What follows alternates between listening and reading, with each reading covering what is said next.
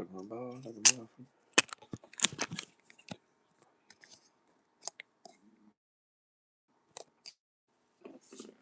Ugh, so many boogers. Let's see, let me put this motherfucker somewhere.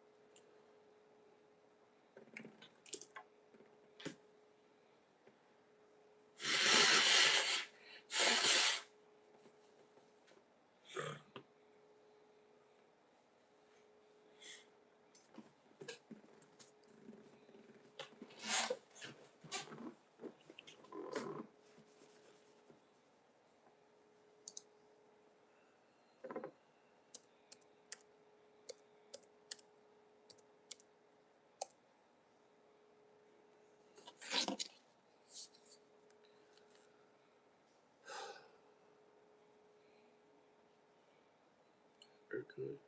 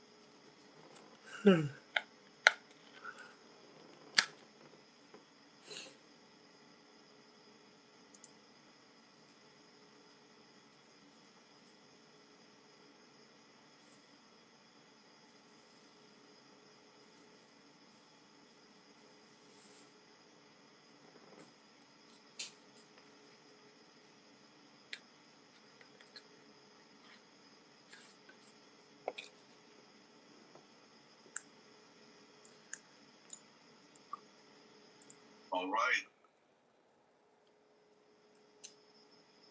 Mic check, mic check. All right. We're in there. Mic check, mic check.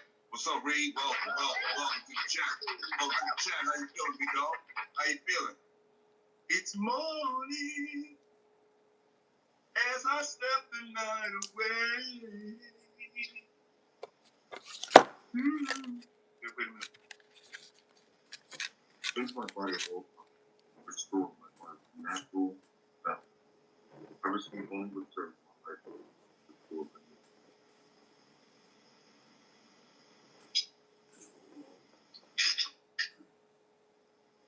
Ooh, I'm getting more.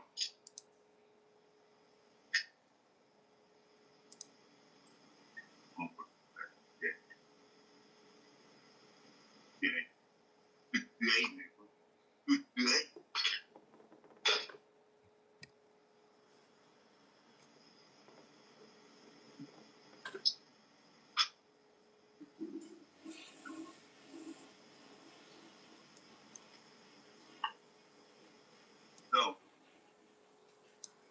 son of man, we might just surprise motherfuckers with a hike today. Now that would be far down my height today, boy. Shit. That would be so dope. I think I might be able to use a car today. I think I got a car today. I don't know. We'll be able to tell in a minute. Oh, by the way, this is going to be a short show.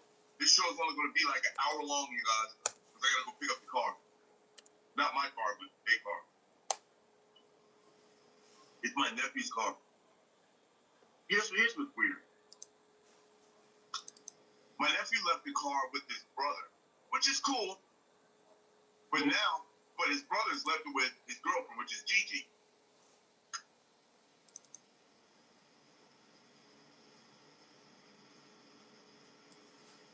Now, here's what I understand. Everybody has a car but me. So let's leave the car with anybody that has a car. Let's not leave with somebody that doesn't have a car. I was like, wow, that's crazy, man. He was like, yeah, I'm finna park the car over my homeboy's house. I'm like, remember that car sat right out here for like 2 years straight. But you want to park it at your homeboy's house. This is how people feel about family around me. I remember one time, a couple months ago. Mm-hmm. I remember I called my nephew and I was like, yo, bro. I was like, you think you can shoot me like, how much I need? I need $140. I was in Orange Park, like 10 miles from my house. I said, you think you can shoot me $140 real quick till I get back to the house? Damn, Unc, I got a lot going on right now.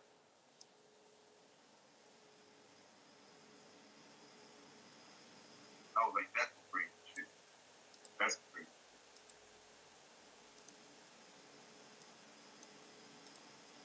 Trying to call my brother's wife. She's like, yeah, hell yeah, mom. She tried right to me, no problem. Oh, that box is crazy, man. Great family thing. So, man, damn.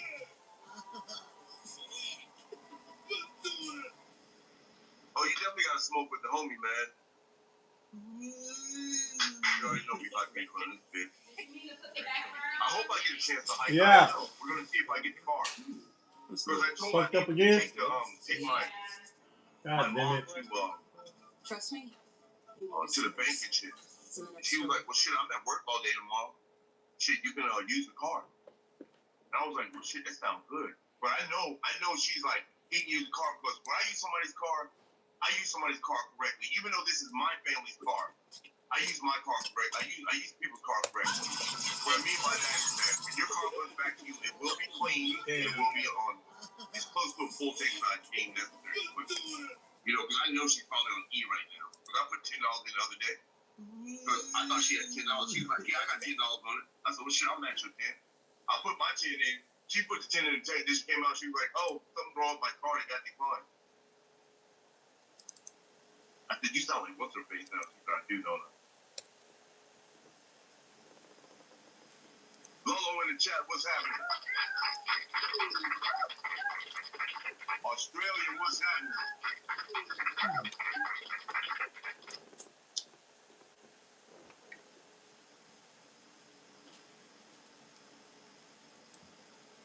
Oh, so what about looking at? There was something on here today.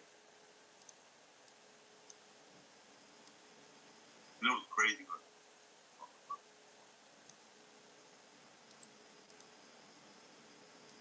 because it was a thing that said this just in. They found out that all the black people, none of the black people in the U.S. today are related to any of the slaves. In fact, the black people today are the indigenous of the Americas. And I said, you know what? I said, it seems like every few years they try to change the history of black people to fit their agenda.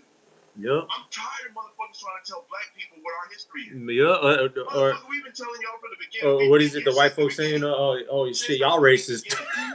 But these motherfuckers want to fit in it. I was like, God damn, man. I was like, nobody want to hear that bullshit. Hey.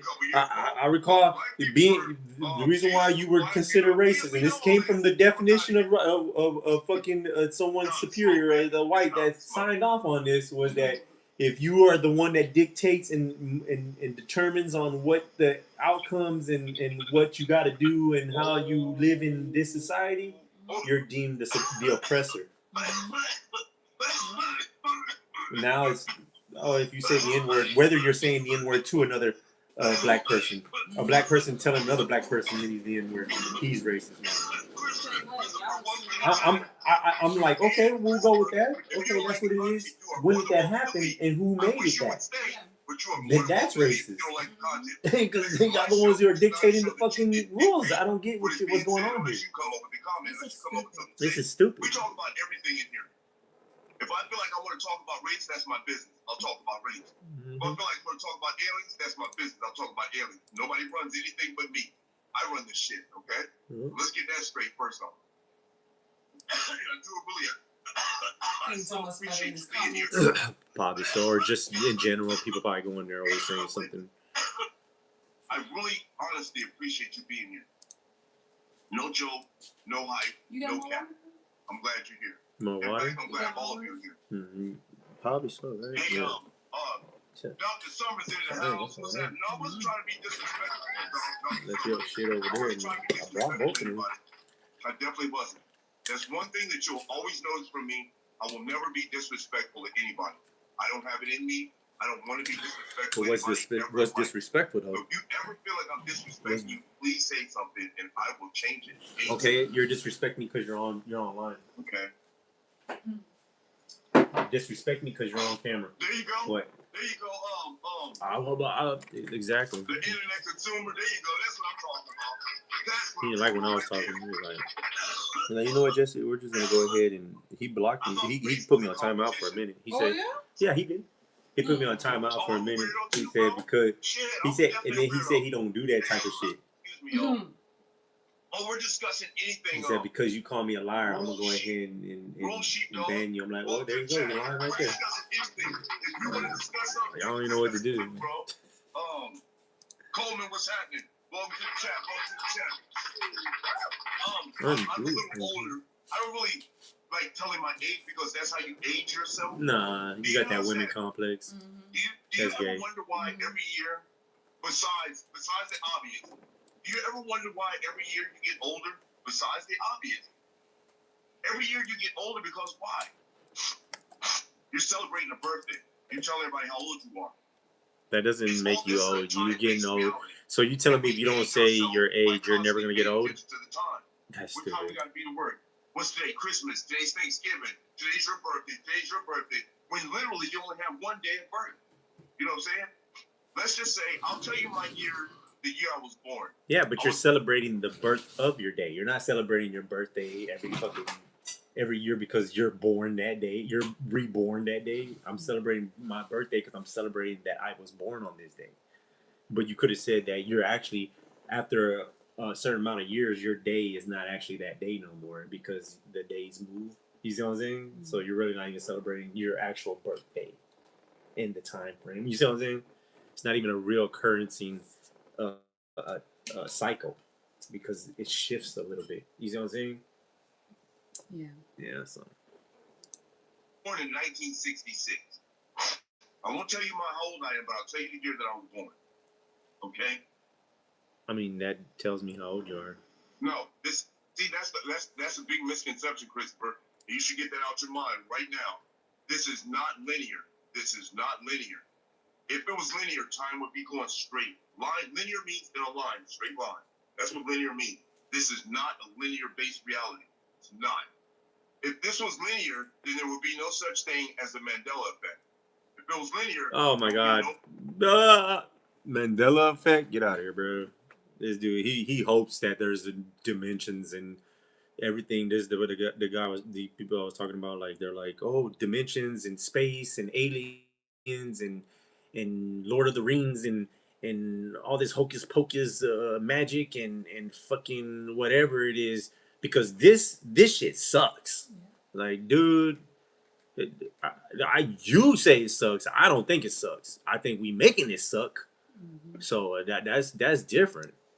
Mandela effect. This is not linear. Mandela effect. Get the hell out of here, dog, motherfucker. And according to your vibration, is what timeline or reality you will be in. You know what I'm saying? No, that isn't.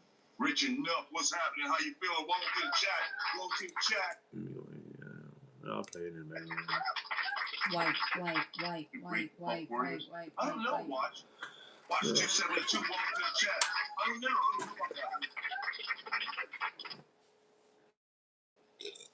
Okay, I'll check you out.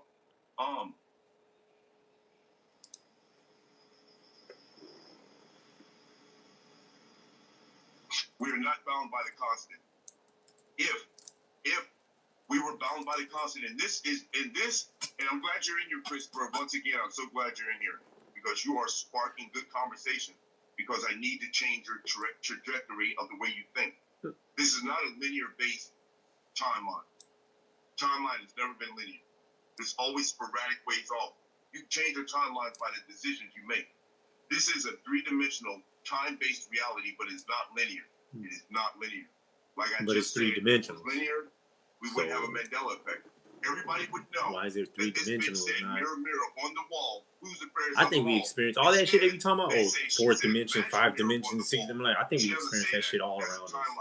Whatever they're talking about, like we experience that all around us. 2D, like 2D ain't even 2D. Because if you look deep into flat planes, you'll see that it has almost a 3D dimension. So, like if you draw on the paper, that's not 2D. You look down.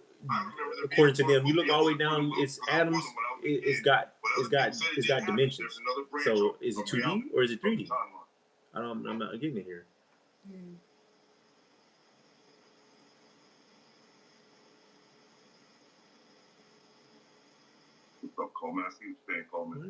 Why is it like this now? Oh, there it is. See, they fixed it or something because that shit was not like that. That's crazy. That shit was fucked up for a minute.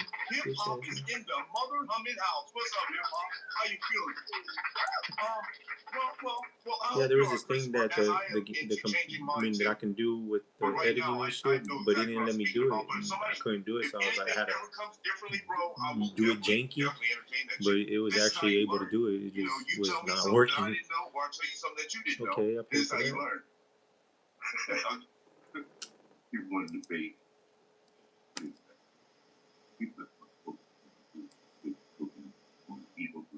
Yeah, some of them are. You're right.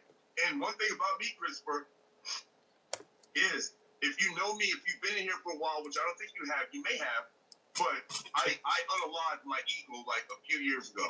Like I got rid of ego. I don't need it. Don't get it wrong. Ego still pops its ugly head in every once in a while, but I got rid of that motherfucker. I don't need ego around me because every time ego was around me, ego always had some stupid shit to say. My ego does. I don't know about y'all, but my ego always had some dumb shit to say. Always wanted to be combative. Always wanted to just talk off the top of the head and not know what the fuck's going on. You know what I'm saying?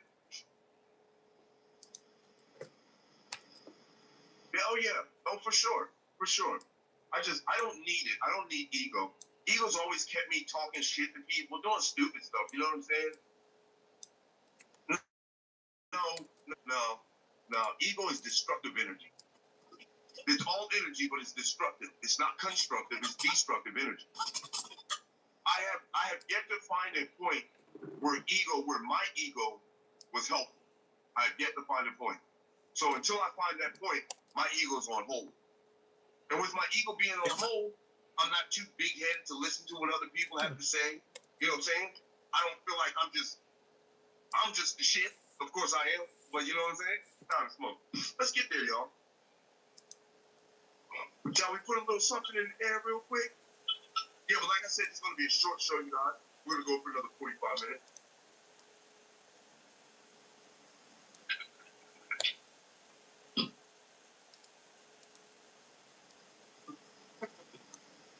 Absolutely, Reed. Absolutely.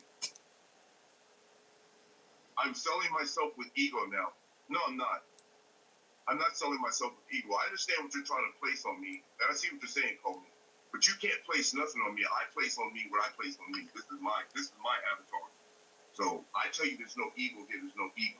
I can't tell you what your avatar is doing, but this is mine. Okay. I have no ego. You can make an opinion. Watch 272. What's happening? I commend you on your opinion, but I don't believe that's what that is. So thank you. He's like, no, this is my reality, and I say it's my reality. Yeah, and guess who else did that shit? Guess who else said that? Oh, people were dumb and stupid, and they were not real, and they were not human. They were things. Yeah, same shit. I feel what you're saying.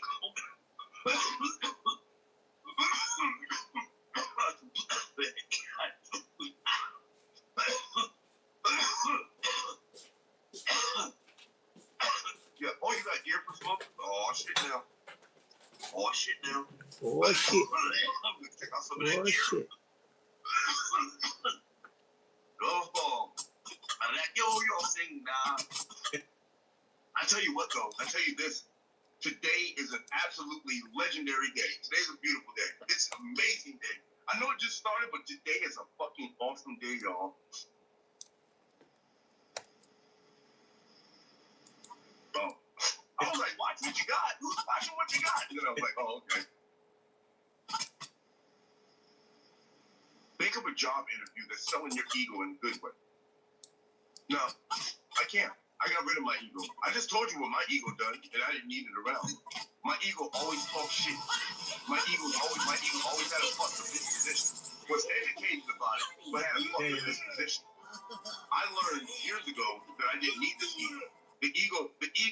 My ego wasn't doing what ego was supposed to be doing, I guess. So I had to put that motherfucker off to the side, like, get your ass over there. Because ego comes in anything, man, and everything. If you're walking down the street and you trip over something and you look around, that's ego. That's also ego. Ego is a lot of shit, man. But my ego talks a lot of shit. So I choose not to mess with it, you know what I'm saying? Sure. Yeah,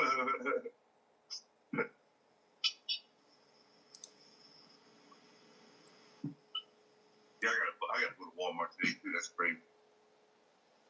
I gotta change the light first. And I feel like I know that's why Gigi's letting me use the car so much and shit. Cause she's like, yeah, this nigga gonna do little shit. Like I gotta change the fucking tail light.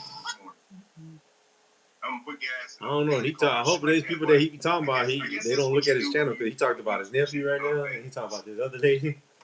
Well, he sound like you killing your. Yeah, you burning bridges, bro. If I use something of yours or borrow something, I'm gonna make sure I return it to you better than when I got it. No, that's impossible. Because you using the car, it's already putting care into it. Just by you can't make it come back better. Unless you give me a whole new mold. The immediate thought that I have where that is applicable is like digital things. Yeah. Like if you send me a document to use, I can send it back to you and improve. Yeah. Better than you sent it to me. Yeah, but here he's talking about cars. That's the way people are supposed to act. You using someone's car, bro? Chill. You're using someone else's stuff.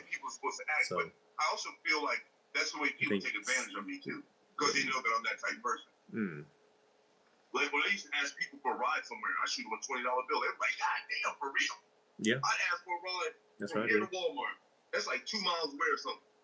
My homie gave me a ride. I did for my. For real, man? That's what happened to me. Money, man. Like, give me a ride, bro. I gave you like $20, dog. I didn't feel like walking that day. You know what I mean, Johnny? Went back and told. Tell him I paid 30. Like, you could have paid me. I'm like, man. I could have paid you. I was paying you. You didn't show up. What the fuck? We gotta stir get out of here.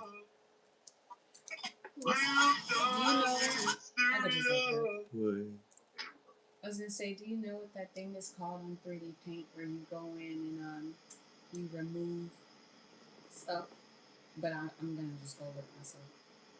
I'm right here on 3D Paint. Talking about magic selection? Yeah, magic select. Yeah. Magic select. Yeah. Some feedback I had. He said, this shit is. Whenever he started, you're not finished. These badges I get to go to the gym. I get to go to the gym today. I get to go to the gym. I get to go to the gym today. I get to drive myself to the gym. See how I'm gonna do this. So I'll wait till 10 o'clock. I don't have to wait till 10 o'clock. I could literally go to the gym directly after I drop Gigi off. She goes to work at 8. I can go to the gym till 9:30. See. And still beat my mother home. Perfect. This is a done deal. that. See. Oh yeah, he does. Get that chair back. You can take that back and cover it in. Yeah, I'm just gonna make a recommendation. So.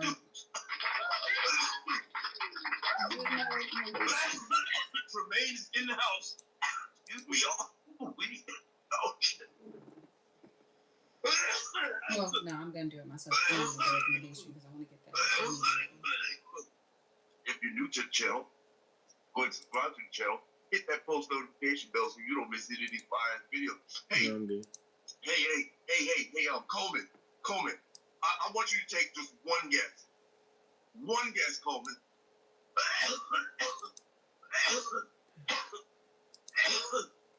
Since you asked me what my sign is, I'm sure that you're familiar with Zodiac. And if you are familiar with Zodiacs, then you can tell by my energy and you can tell by how I'm talking to you what my sign is. You should be able to. That's not how that works. If I had a green thumb, I would throw that motherfucker. If I was to say something immediately, I'm not into Zodiacs. Really, there's everything I try to grow, I don't know. The only one I can identify, quote unquote, which I can't, but the one that I label is Gemini because I am in that category. So I know that people say Gemini's like high energy, flip floppy, and when they talk. So that I would give him Gemini for just the way he's talking. But I have no clue. But I don't have no bearings on it. I'm just like playing around. Yeah, but what I'm saying is what you're saying. I've heard that for my shit. So it's like. Well, they flip flop it all the time. They always like, you're whatever you have, whatever that is for that year, they change it the next year and they're saying no, they don't do that. But what does happen is there's a lot of cross characteristics, you could say, like they'll sit there and say, like how you just said, Aries is high energy. You know, but they'll always say that about it. But they also say that about Gemini. It's high energy, so it's like, which is which? Yeah, so which is which? Yeah. Worst drivers in the world here, bro. Yeah, that's why. Not only that's why I don't fool with it. I just don't fool with it because it's mythological shit that people try to use to say, this is why I am the way I am. Yeah. That shit's annoying. Like, no, you're the way you are because you are. No, because you're a dickhead. So stop being a dickhead, please. Yeah.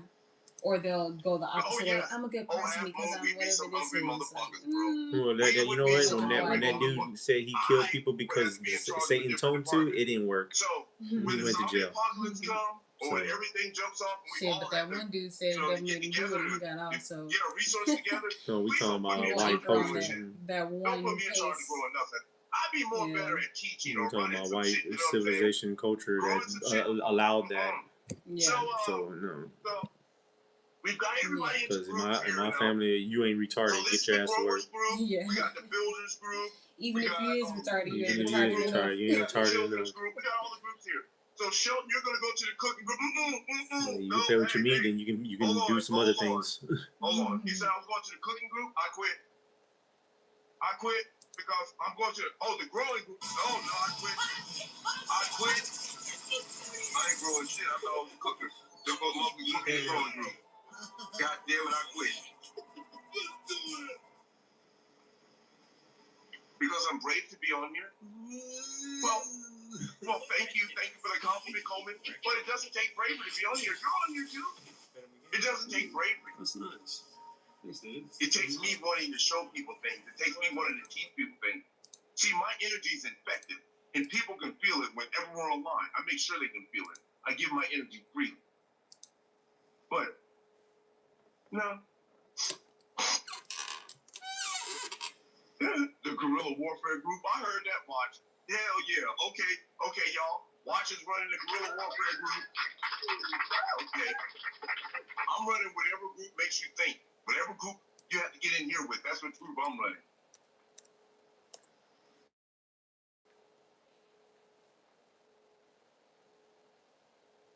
$14, 4K watching.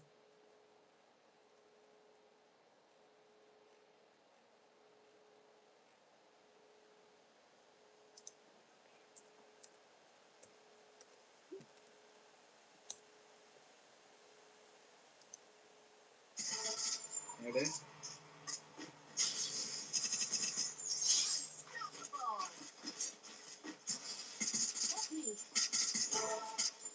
Ada? Thanks. Mama, negro.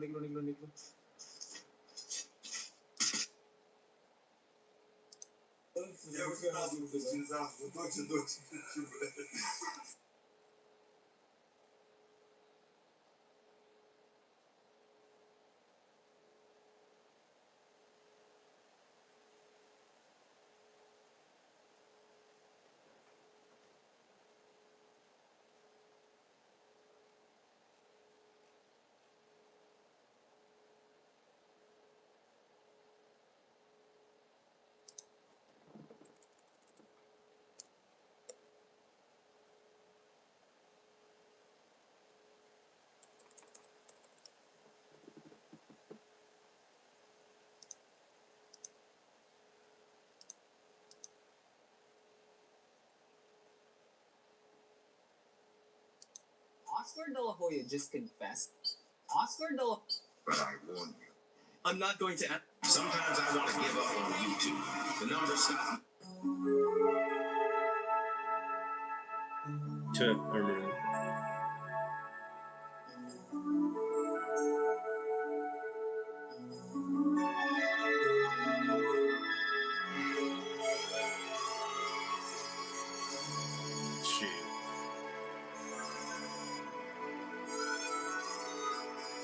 Now it's you can't even write a message. Do you like me? Yes or no. It's they text. Hey, do you like me or no? And then the girl's like, "What the fuck? How you get my number?"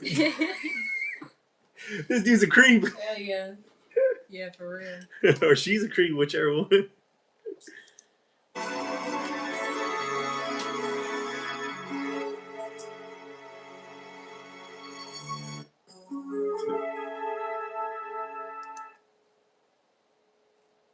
Let's see. I was trying to get to some live mobiles, but they don't even let you do it from here. Like when you're on PC. I just can't live my. Sometimes I feel keep. You don't go into like live mobiles in here. I just woke up from a nap. I didn't take that nap.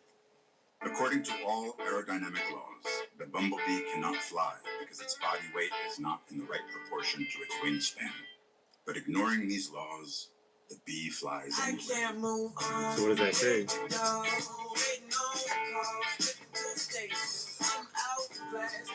It means that it means that humans' phallus on mathematics and educational history learning it's flawless. It's flawless. I mean, not flawless. It's how you say it's not feasible. Because if you're sitting there saying that a bee shouldn't be able to fly because of its body size to wing size, then how is it doing it? So that means everything y'all talking about is fucking bullshit. We're trying to break. We're trying to break the code of content creator. Use this sound to gain at least 100 new subscribers. Don't believe me? Try it yourself. Are you? No. Yo, you found me? Yo, you found me, brother? What's up, brother? What's up? What's up, man? Oh, yeah. There you go. You want me? what? You fucking suck. And I'll spray, brother. That's crazy. You just got shit on by a osprey. Yeah, that's what I figured. Yo, you found me, brother? What's up, brother? And this guy goes in there and he's like, I'm just gonna walk around until someone wants to kill me, and then I'll shoot him and fuck him up. See, I'm not like this guy. Comes in here and just kills on people and uses manipulation tactics to shoot people in the back. You know, I'm just walking around and using my hacks to fight these guys back. So, you know, I'm a superhero.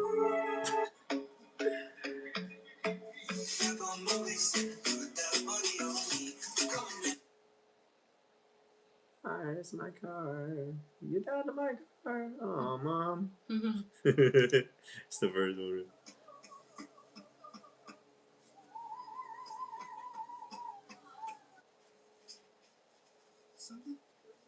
What?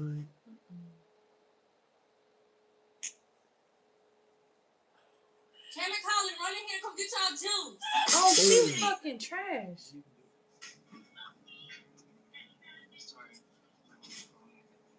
Nah, fuck But you. what? I love myself. Nah, fuck you. I ain't giving my phone. Like a I don't know what to tell chicken you. nugget. I shouldn't have brought it, That's yeah, what but it I'm not is. giving you my phone. You might as well suspend me. Yeah, do I'll what you go gotta home. do. I'll go home. I'll be damned. You take my mom's fucking $400 phone. You got me fucked up, bitch. Yeah. You know where you gonna fuck with my shit? That's like taking my diary. You gonna take my diary? You don't know. So no head. We in this bitch. Finna get crunk. Eyebrows on fleek. The fuck? Oh yeah. Eyebrows on peak. Damn, grandma. Bitch.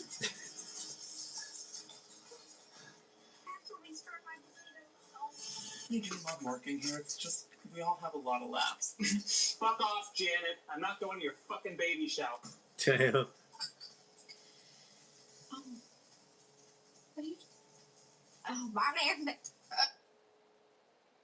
She tried to do a Jamaican accent. Bitch, why are you back? Because my pussy parts of healing and yours don't.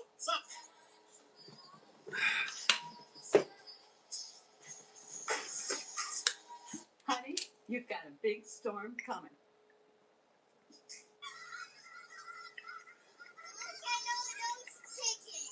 I smelled lipstick in your Valentino bag. You smell lipstick in my Valentino white. It's me, Jesse and Ari. If they touch me, they're sorry. That doesn't like a hurry and pull up in the Ferrari. My name is Trey. I have a basketball game tomorrow. Point guard. I got a shoe game and Why ain't nobody care about it? Blew up. Okay. Miss Keisha.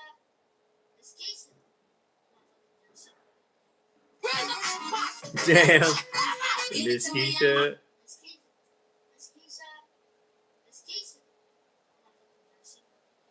She fucking dead. The mother be fucking dead. She was pretending that the dog was giving birth, I guess. This is her too, I think. Sorry. That doesn't like a hurry and pull up in the Ferrari. My name is Trey. I have a basketball game. Point guard. I got a shoe game and I care about your crumble ass life. Okay. Here it is.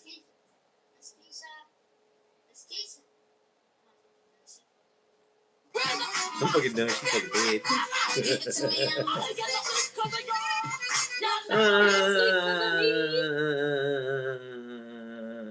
Copyrights. That's funny. They live. Shit, I don't even know if they'll copyright this thing right here. Idris Elba fucked the blowfish. Let's see. I tried to warn you. Upload.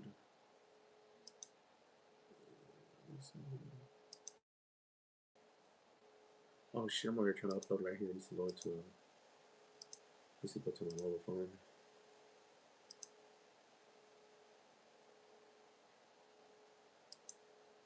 What I got my what's it called? The sites, the aim down sight shit. My dot, my crosshair. yeah, like right now. What time is it? It's pretty late. You still getting shit, nigga. Yeah, I got actually in the package. I bet I'll arrest you again. I will do that first. Alright. So, jackass. People. Never pass first, kid. Remember, I gotta make it out this bitch alive. I gotta go to mobile. There is no skill. He's a brainless twit. He's a mouth drooler. I can't beat it. Can't beat it because the game fucking sucks. Yes, mouth drooler. Yes, mouth drooler. Hold on, let your mom come in and wipe your fucking face now. This So you dude can play here your is next something match. else. You fucking idiot. You're terrible players. Absolutely terrible fucking players. You didn't do anything. You play a pattern. You don't react to anything I'm doing. Pattern, mash button, pattern, mash button. He's like, y'all don't get your ass kicked by me, so you're trash. God damn these You're people. definitely trash because you don't lose to me. Pathetic. You are a piece of fucking If you don't lose to me, right out of a you're human's trash. ass into the toilet, flopping in the water. That's you. Where's my video? Dude, this is insane. What's the point of playing this game? I'm done.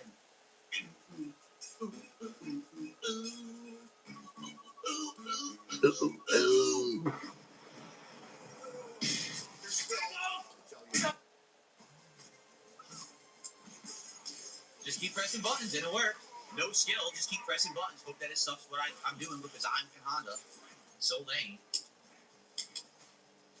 What happened? I can't block. This guy's connection is so bad, I can never hit it. I can't, when he does that, I can't move. I can't do anything. I pressed the fucking button.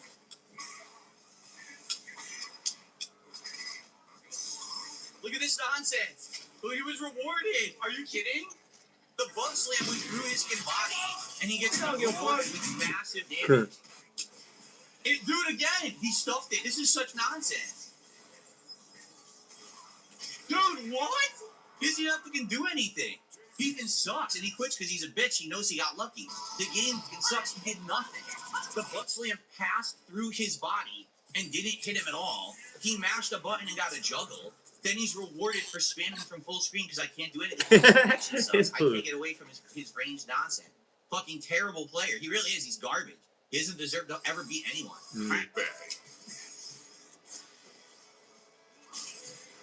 All nonsense. Fucking garbage. Of course, random neutral giant reward. But now I don't get body splash. I get medium kick instead. So stupid. When he was doing his jab into the punch attack, I did level 3 to interrupt it, and it didn't come out. So he gets away with it. Trash gameplay again. He just stuffed headbutt right there. He stuffed the fucking headbutt with a medium kick. Lame as shit. Oh, his dash is better than mine, because all of Handa's drive rushes suck ass. Wow.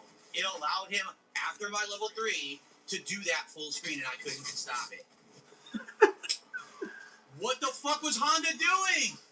Are you kidding me? What was that kick? I didn't do it. No, I never input standing medium kick. The game is shit. It juggled it perfectly. Wow. Oh my god, look at that fucking damage. That just stopped butt splash. Hey, dude, I can't do anything. All his drive rushes beat everything I do. I literally can't do anything. You see what I mean? Everyone at this level knows how to counterplay fucking Honda. They all know. They just know exactly what to fucking do. They know that he gets stuffed constantly, and he just doesn't stand up and chance. It's pathetic. I can't do shit to these people. So don't play with Honda. Play with somebody else, he gets a combo off of a trade. Look at the damage, too. Can't do anything. I'm not going to waste meter there. I can't do shit. Let's go. Let's get support for Honda tonight. Let's get support for Honda tonight, right now. Who's going to be our first membership of the night? How about our first tip of the night? For what? Do Let's what? Go. First tip, first member for what? What is it that you're incenting me with? Your coolness is. He just pressed a random button and it counter hit me. He had no clue it was going to work. Why did that beat my jab? No fucking clue. Can't block. I tried. She throws right through my reversal. Can't do anything about it. Can't do anything. Nothing I can do here. Awful. I beat your ass, and then you got one piece of offense on me, and I can't stop it because it's fucking awful, unbalanced bullshit. Yup, that's it. Giant reward. Yeah. Can't do anything. Can't do anything, dude. There's nothing I can do here. It's complete counterplay. I can't do shit. What are the pictures I have? Look at that. Look at this. I can't do anything. I literally can't do anything. That's insane. I did everything possible. I can't get out of the corner. Every button she pushed recovered. Complete trash game, man. It really is. You did absolutely fucking nothing at all. You played a garbage pattern and win because the game is trash. Good for you. He just went for Hail Mary and it's going to kill me. Why? It will. It'll kill me.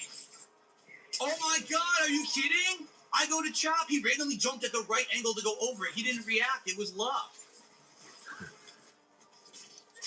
Oh Dude, my the god. throw beats everything I had. Dude, can you stop doing that? Why What a would waste you do of my that? fucking time. Stupid fucking game. Can't get around fireballs in Street Fighter 6. It's so lame. That's it. That's game. Because he mashed. Can't do anything. Can't do anything. It's all guaranteed hits. I can't do anything. All I can do is guess throw. You can't counter a throw loop in this game. You have to guess and mash like a scrub. So the guy's a terrible freaking player. He knows it. He gets away with it. This piece of shit. What a piece of freaking dog shit player. What a horrible freaking unit. Just smash level 1 super. Hope for the best. I didn't do anything. Giant reward on a guess. Look at the insane reward on a guess. Can't do anything. Now we get a trade. So, again, all rules are better than Honda's mid-screen. I lose. Fucking game sucks. You're not outplaying me. You're mashing buttons. You're not outplaying me at all. Can't do anything. That's mine. It didn't give me drive impact. I did jab, jab, drive impact. What? This game is terrible. This game is fucking terrible. I will never climb the master ranks with the way this game plays online. It's not possible. It's just not. It's not possible. The game is fucking awful, man. I can't believe how bad it is. Of course, my jab misses. Can't do anything. Sure. That was EX headbutt. Drops the input. No EX headbutt. Wow. Gee, I wonder why I lost. Drop my input again. Right. In the middle of her medium punch, she blocked. Can't do anything. Can't block. That's game. It doesn't block. Block. What the fuck? Yo, what the? I'm holding down back. It gives me an attack. When did I push it? They're insane. This game is fucking insane. Why the fuck would I press a fucking kick in the middle of a level 3 super animation when he's clearly in a block animation? This game is fucking terrible. This is atrociously bad gameplay. Yeah, I don't know, man. Morons at Capcom. Because if he sees the guy in a block, throw right if through he sees the guy in a block, yeah, it's just too much delay, dog. Because if he's blocking and then you're like, okay, yeah, I don't believe you should be playing online. I don't know what it. I think it's whenever they start doing all this data shit. Because I don't recall having such a problem with multiplayer, like the delays and stuff like that, and then like until now. And I'm gonna say it's because how much data they're putting into it for it to render it. Because back in the days, they had the games wasn't that detailed, but it could hold that capacity of fast play, and it renders things. Now it's like it's trying to render the fucking leaf that's flying in the air on your end and on his end, and it's trying to communicate that. Mm-hmm. So it renders slow for you or him. Yeah. These games are just bad, and online it was like crazy. It was because online made gaming even better, but then it's killing it now. All this data that's in there is trying to render this and fucking up your gameplay. She wins. No effort, no skill, just win. Okay. I didn't dash. I walked and parried, and it gave me a dash, so I get hit in the face with a fireball. He fucking sucks. You didn't outplay me, you idiot. You hit me twice, and you ran away with fireballs. Wow, he mashed jab and hit me. What the fuck was that? What? Yes, I wanted level 3 mid-round. What a great game. Thanks a lot. I just wanted random level 3 in the middle of the round. Once again, you didn't outplay me. The game plays like utter dog shit online. Since my inputs don't come out, you get rewarded for being a scrub. Look at him, he's mashing buttons like a fucking idiot. Oh my god. Can't block. How do you know he's smashing buttons, though? Can't block. Here we go. Look at this nonsense. Can't do anything. Did I turn off that air? Can't do anything. Oh my god, are you fucking serious? Couldn't do anything again. That's 3 in a row. That's it. That's game. That's literally game. Walk up throw. Cold drive impact, and I can't counter it because I'm playing online. The game has been terrible. Mash. Look at my god, look at the lag! Are you kidding me? Gee, what a great game. I'm so happy I'm playing this in game today, huh? Can't do anything. It's all pattern now. It's all pattern. I can't get out of the corner because I'm Honda. That's not what I did, of course. Look at this. I didn't do any of that. I was doing reversal level 1 super as soon as he was drag rushing forward. It gave me a bunch of other moves I never input. What the hell? That sloppy ass hit string, and I can't do anything about it because the game fucking sucks. Connect to the Xbox now to see your full library digital. I was. You kicked me out. Just smash buttons. Just smash buttons. Get free combos. Like, all this shit stored in Xbox somewhere where they got into a cloud somewhere. Are y'all gonna keep all this safe? There's no way, bro. You're gonna have to give me my money back or something. I know I'm not gonna get the full price, which I think you should, because 100% corner pattern. Which I think you should, because when you buy something that's of how you say, like a tangible touching, your car, your phone, you see what I'm saying? That stuff gets deteriorated because it's out here in the real world. Mm-hmm. This shit is in your system. There's nothing tampering with it. It's still the same when I bought it, so it should be the same price. Yeah. You see what I'm saying? Mm-hmm. There's no diminishing of the product, mm-hmm. besides the level where it's mm-hmm. at. That's not my problem. Mm-hmm. Yeah. See, if I bought this mouse here and I put it in the box and I save it, it's gonna be worth a lot. But if I'm touching it and I'm using it, it becomes unuseless now. You see what I'm saying? It loses value now. Yeah. I'm not losing value here. It's still the same game. So give me my full price. Yeah. And they're like, nah, we're not gonna give you nothing. Because the stats just said limitations of this game was only like $60, so you like, it doesn't matter. It was worth a lot to me. So mm-hmm. if I can't get that priceless that because with this I can save it forever until someone really does want to buy it for $1 million. You see what I'm saying? Yeah. That's my privilege, is to hold this until somebody really does want to buy it for $1 million. Now this game, that's how I feel about this game, and you can't even pay me for that. That's understandable. But give me my money that I gave you, bitch ass motherfuckers. Like game doesn't give me reversal level super, I lose. Yeah. The game isn't worth playing. You gotta give me something. There's no way you can't give me nothing. Super. In 1 cent? Nah, you full of shit. You full of shit, man.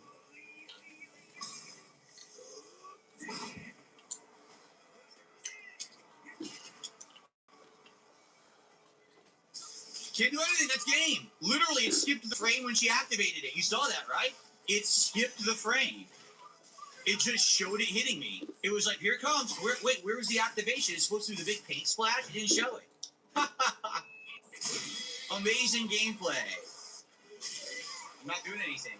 I did level 3 for the record when I was in the corner, which would have won, but didn't come out again. That was super. Yep. Didn't come out. Game doesn't fucking work.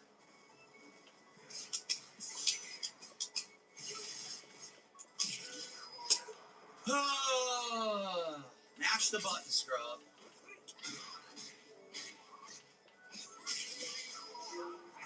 Complete trash. Freaking idiot. You freaking moron. It's super lucky. Oh, my voice ain't on this one. She mashed jab. Test. There it is. Oh, these updates. Power Wash Max. I'm like, what the fuck are y'all updating on Power Wash? Oh, we added some clouds in the air. Probably add a new stage for you, Queen. Yeah, I guess. Yeah. I get that. Well, that's understandable. We're gonna give you a new stage. You know what I'm saying? We get, not just one, 5. Yeah. 5 new stages. No, they're not updating for that. They're updating because, like, you know what? Someone mentioned to us that the finger's doing a weird thing, so we went back and fixed that. The game is so bad. But all this other shit messed up over here. That's it. That's game. She just smashed low medium. It beats everything. You literally didn't even play. You just stood there the way he waiting, and the game arguments his stuff, everything I have, you suck and you win because of the character selection, not because you know how to play the game. You really do believe, like, believe terrible that. player. Like when you're saying this, you believe it.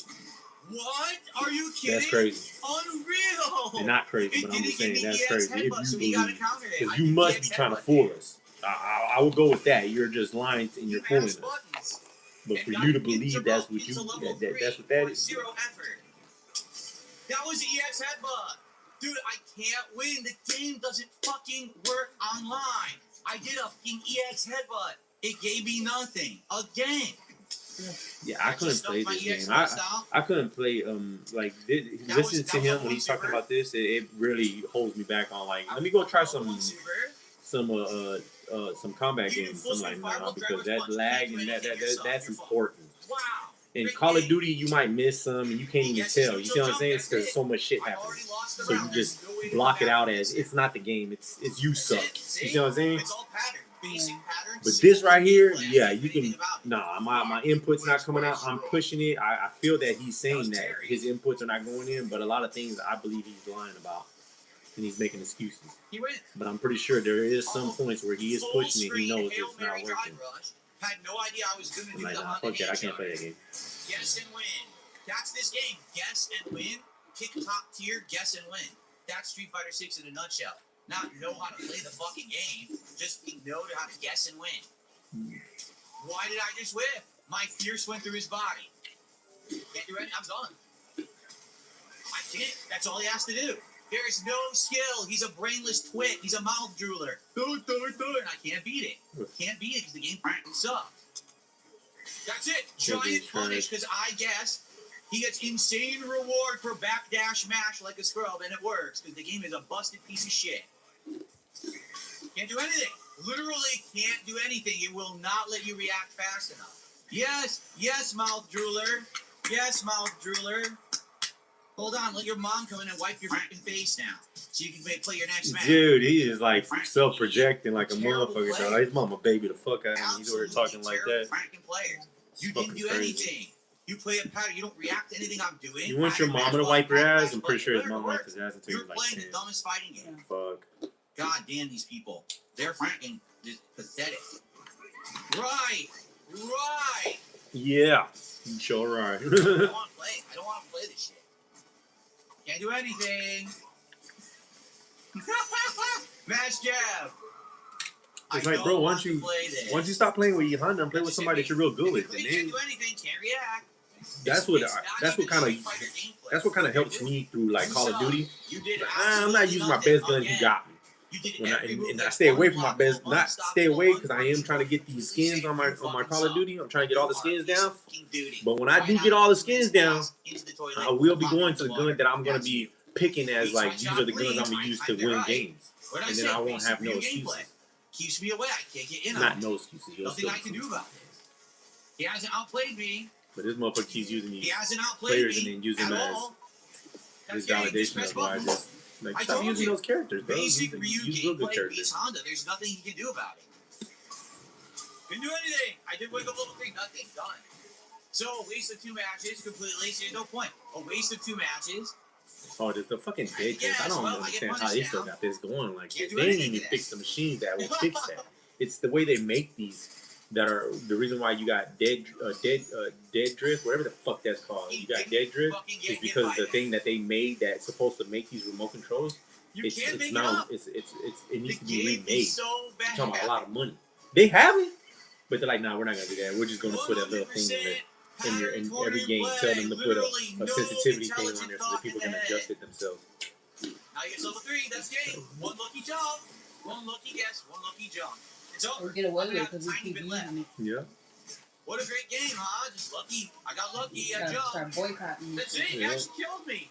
This game fucking sucks. He didn't time it. He did not time the jump. He did. He jumped before I even did the headbutt. Sure, I'm already almost on a boycott. Don't buy no more games. He's top tier. That's game. For real, I'm like, shit. And that's not even because I'm like, I'm boycotting. I'm already doing it right now. I'm not buying games. I'm like, shit, man. This game sucks. It does. Like, there's no. What's the fun that he fucking did the outplay games are me? trash. No, not at all. Not at all. Look at this, dude. It's insane how bad the game is. Can't do anything. Dude, you can't do anything to it. Wow, you really outplayed me, dude. Why play anymore? Again, I have to question, why play this game? It's so bad. Everyone is a pattern player at this level. Why is he floating? He mashes jab and gets rewarded. Are you kidding? He jumped and whipped, so he just started pressing jab, and he did jab level 3, and it rewards him with this damage.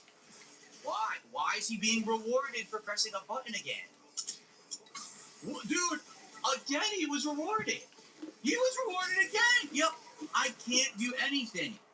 The game doesn't work. Fuck this game. It's not worth playing anymore. Really, I just don't want to play it. It's not fun. It's just a complete waste of everyone's fucking time.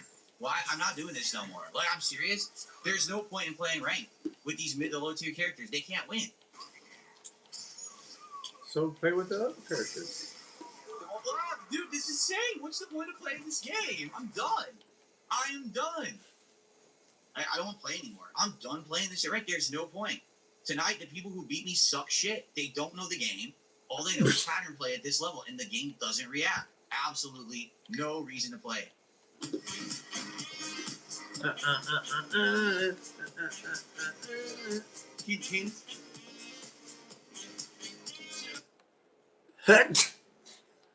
Hut!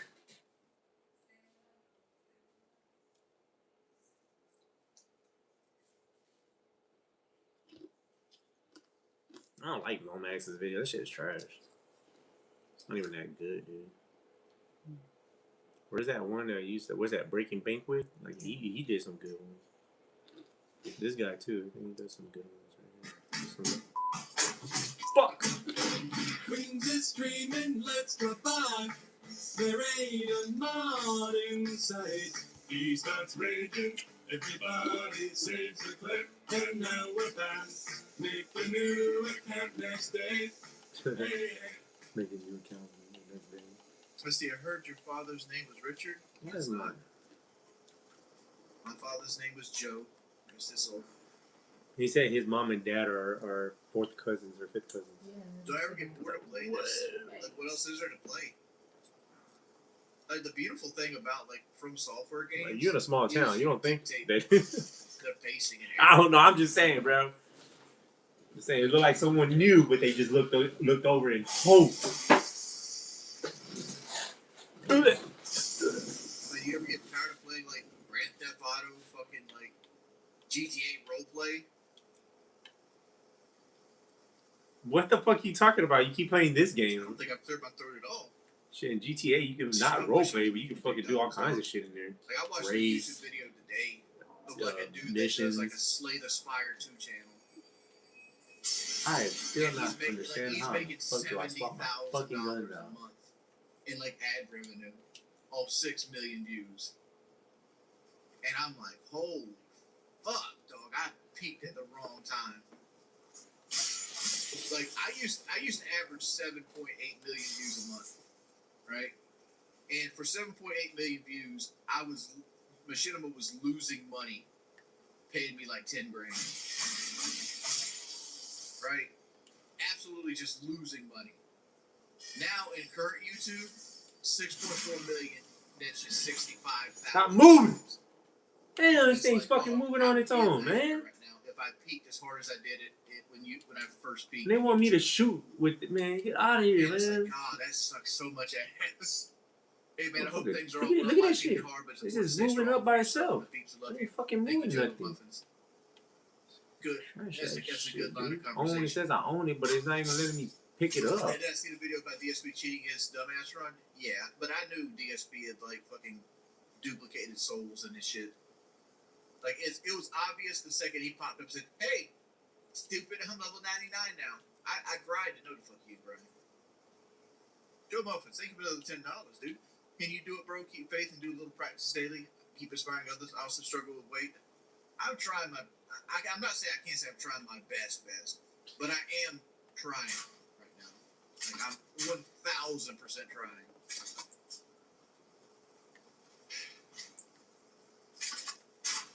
What's my favorite burger? Anything with ketchup and fucking tomato. Like if you give me ketchup, tomato, and it's juicy, I'm happy. Good thing. I like a piece of cheese on it too.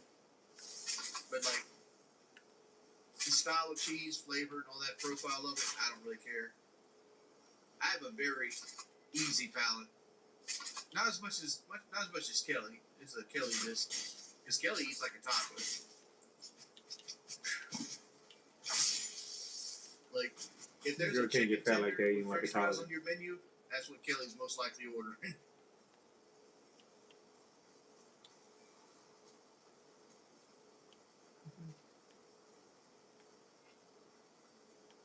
Dude, I'm too big to open a fast food truck. Meaning that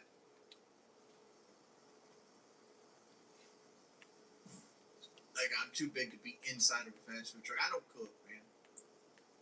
Cooking is not what I do.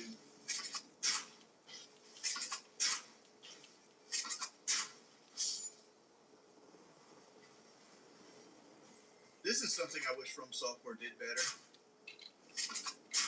Like any kind of elemental arrow tends to just do nothing. Right? Like when you split elemental damage, most of the time it's almost worthless.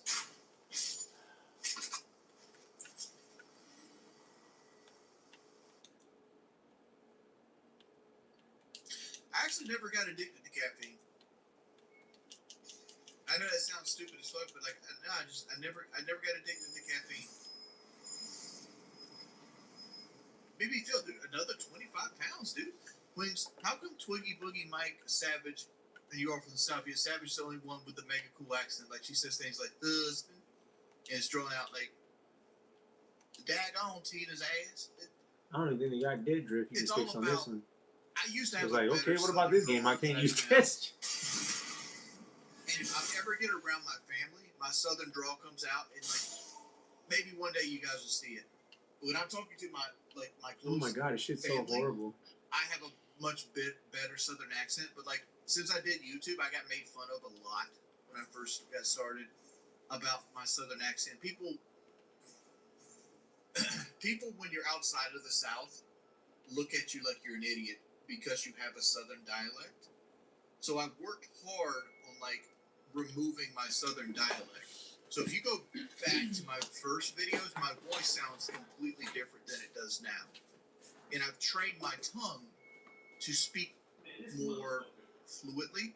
And you go, how do you do that? How do you do that? Well, me personally, the way I did it was I started opening my mouth more and making sure that I enunciate my words better. And it's not so much of a drawl. Like you get mush mouth when you get more southern. You can be like, oh, gang, look at this water right here. It's like you kind of like really smooth over all the consonants. This motherfucker knows math. He knows how to change his voice so he doesn't have to sound like he's dumb. And he can't lose weight. Mike, I can't speak. He can do everything in the world, but he can't lose weight. This motherfucker here, he's the best scroll player. He's the best Call of Duty player. He says this right now. He's the best Call of Duty player. He's the best. Are people that But he's the best at everything. But this motherfucker don't know how to lose weight. They It's don't crazy. have a southern drawl either. So now adding up here. Where you're born at and the way people talk around you kind of dictates your accent, right?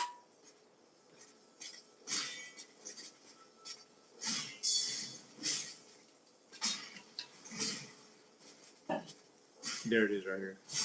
Crazy, man. Looking this one. Was I born in Charlotte? That one or this one? I mean, no. I'm born in Conway. Look at that. Damn it, boy. Ooh, hold up, huh? I ain't trying to go out like that, boy. Oh my god. It's like that guy's a trap.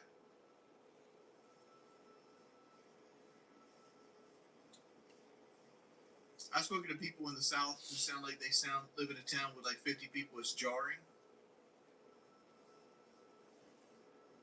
Here's the most jarring thing I've ever heard about like Southern accents. Like my grandmother had bad Southern drawl, right? And I could understand her very easily, but like it was like gibberish to other people to the point that Oh my god, dude! I don't even know. Like I'm worried. Like I have my grandma on like a video, I would sit I around. remember fucking with this damn dead zone shit, and then I do this way. I push it up and it stopped doing it, but it goes down now. And then now I fix the down one. It's going back up. I'm like, how do you determine which way it's going and how to fix that?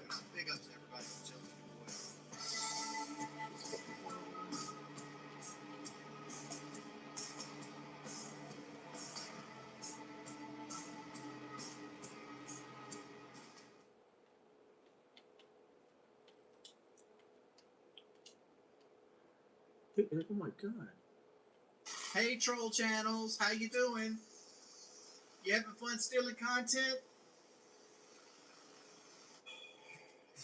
Alright guys, if they join session again, I'm just gonna have to How do I know playing what is it until fixing? It doesn't even make sense. Like, all they're doing is hurting my livelihood.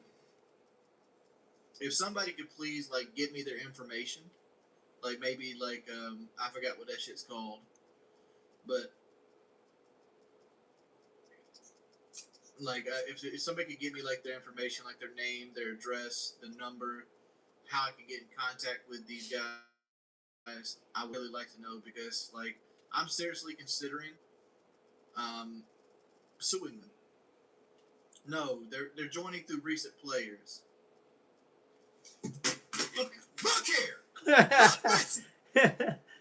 Appearing offline does not fucking stop it. So stop giving fucking advice you know nothing about. I'm banning anybody. It wouldn't kill it right away, but it will kill it. Yeah, you gotta suck a dick for $1 million.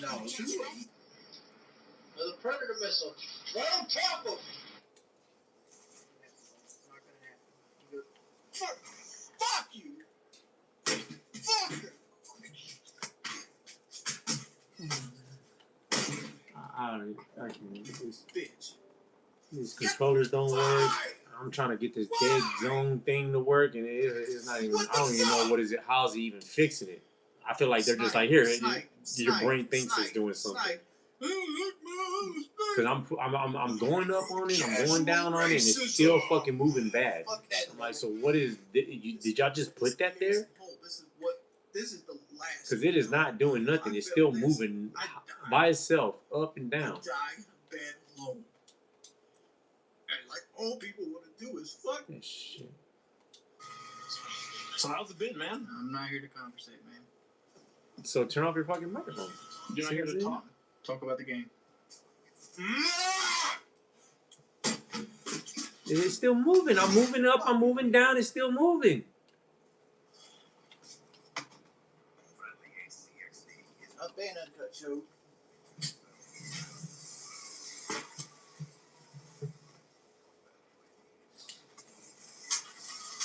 Then I'm trying to figure out how to get these guns that I have right here, and I've never even seen these motherfuckers, but I've been paying for them.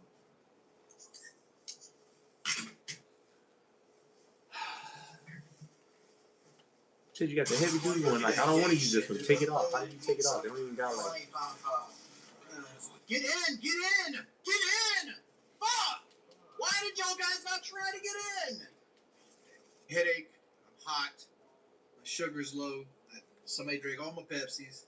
I gotta drink diet fucking Pepsi. It's got all these check marks. I'm like, how do I know which one I'm picking? The customization, but I don't even know which ones I'm picking. Like, because it's all check marked.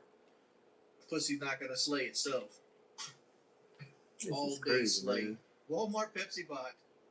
The only thing that gets me harder than watching you stream is the fact that Walmart has Diet Pepsi on sale. Shout out to my fellow finger sniffers and that boy Wings Over Dips' chair for holding it down. So Mike Hawk is a sofa king small. Thank you, True Patron, for the $5 donations. Mike Hawk, apparently you're so fucking small. It's time to bring Crooked I'm pushing right trigger. And the Maestro?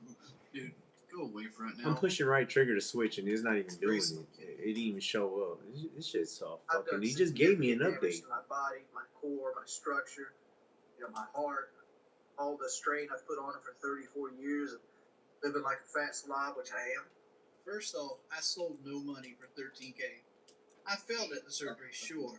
How many times do I got to answer this, Mr. Yellow Dick Sweater? I got a fucking carpal tunnel in my right hand. Well, your boy Hitler donated $1 to us. Thank you, Hitler. for donating that $1. I might drink a Pepsi later on. Hey, Richard, I just want to let you know that me and my cat watch you all the time, and we hate your guts. Thank you.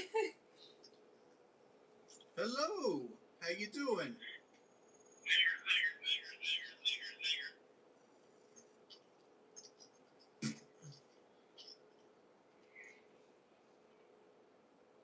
All right, ban Raiden Rotari.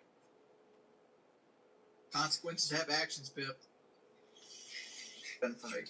All right, ban Mo the Jammer, please. Just go and ban anybody that says this, because like I'm done saying it. I'll just put it on sub-only mode. I'm criticizing it at the bottom of the... Why'd you... Look here, listen! Ripper, you're supposed to vent these people. What? Well, have you fucking leave, dude. You get some Call of Duty? No, I don't play.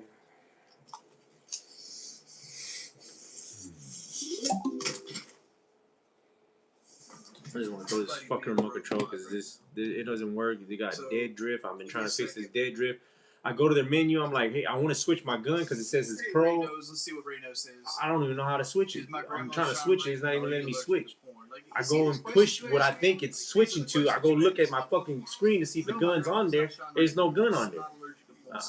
I'm like, they had attachments that went to the fucking water gun so you can make it longer or smaller.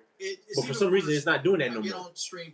I have to. I don't know. I was trying to figure out how to get that back on there without selling my stuff. I don't know. If you do a drug, this shit's fucking junk. This shit's all junk, dog. This shit's fucking junk. But you also build up a really big tolerance. This shit's fucking junk, dog. Money to do more. They're just making junk. That's all they're doing. Heroin that's used heroin for a while. Yeah. They have to have the best. Put this out there. It's alright. It's an iPhone with the fucking camera still. Mm-hmm. I'm gonna buy it. And they buy it because they want the social status. That's all they know already. Like they motherfuckers don't give a fuck. They buying it because they think it makes them feel richer. Just put that fucking thing out there. They'll buy it. Watch them.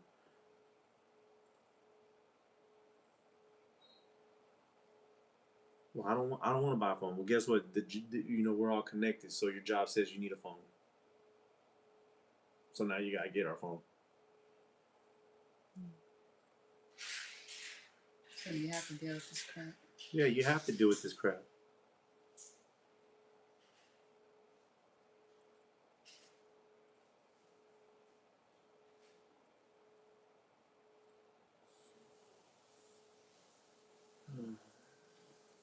Uh-oh. It's over for me. Goodbye forever. I love her.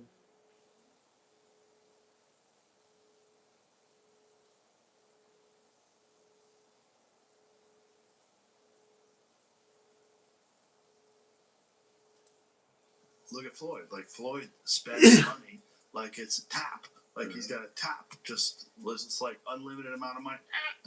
Money's just flowing.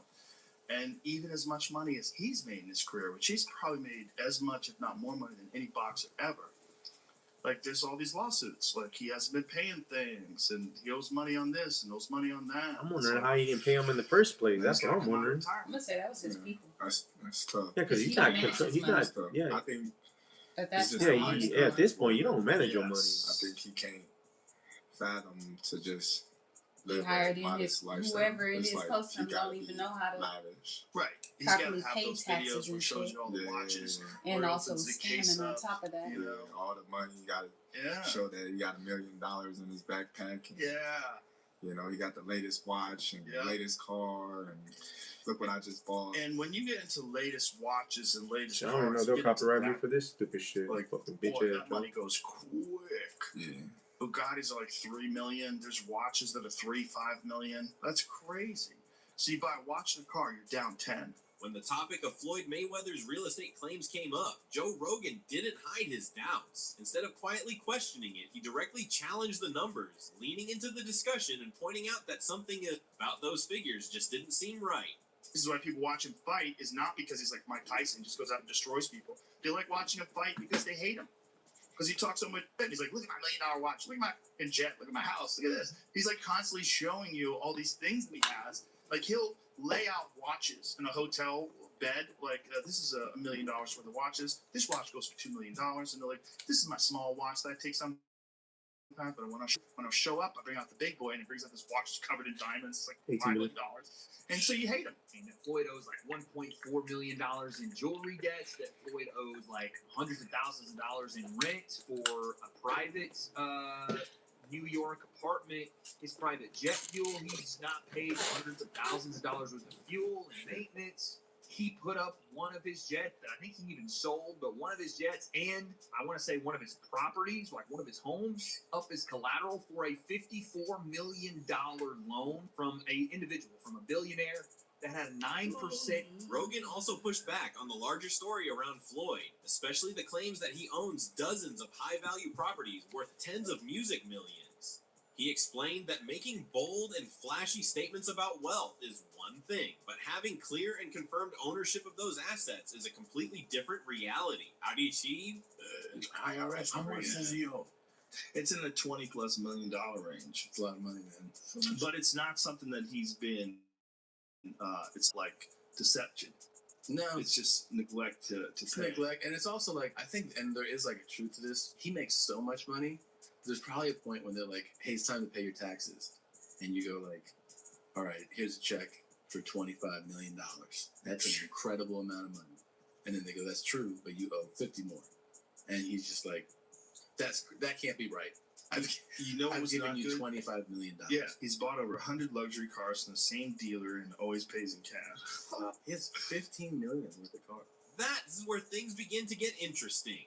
Floyd created the entire Money Mayweather image based on the idea of endless wealth, piles of cash, luxury watches, and a lifestyle that showed financial dominance. His brand has always presented him as someone with nearly unlimited wealth, but behind the scenes, quiet talk in business circles suggests the truth may be far more complicated than the flashy image people see. Once it's Mayweather is made, and because he's the best in the history of pay-per-view at making sure that the money ends up in his pocket. He is, or has been, a businessman as an athlete that almost doesn't have a peer because he owns all his own stuff as an independent. Your spending has to be so fiscally irresponsible to lose the amount of money that Floyd Mayweather has lost, that it is almost beyond anything that is reason. It's not merely fiscal insanity. It's something that doesn't make any sense to me. Right. And another sign of him maybe in financial trouble is, as of February 2026, Floyd Mayweather has initiated a massive $340 million lawsuit against Showtime Networks and former executive Steven Espinoza. So he's trying to get some bread right now. The estimate is that he made over $1.2 billion.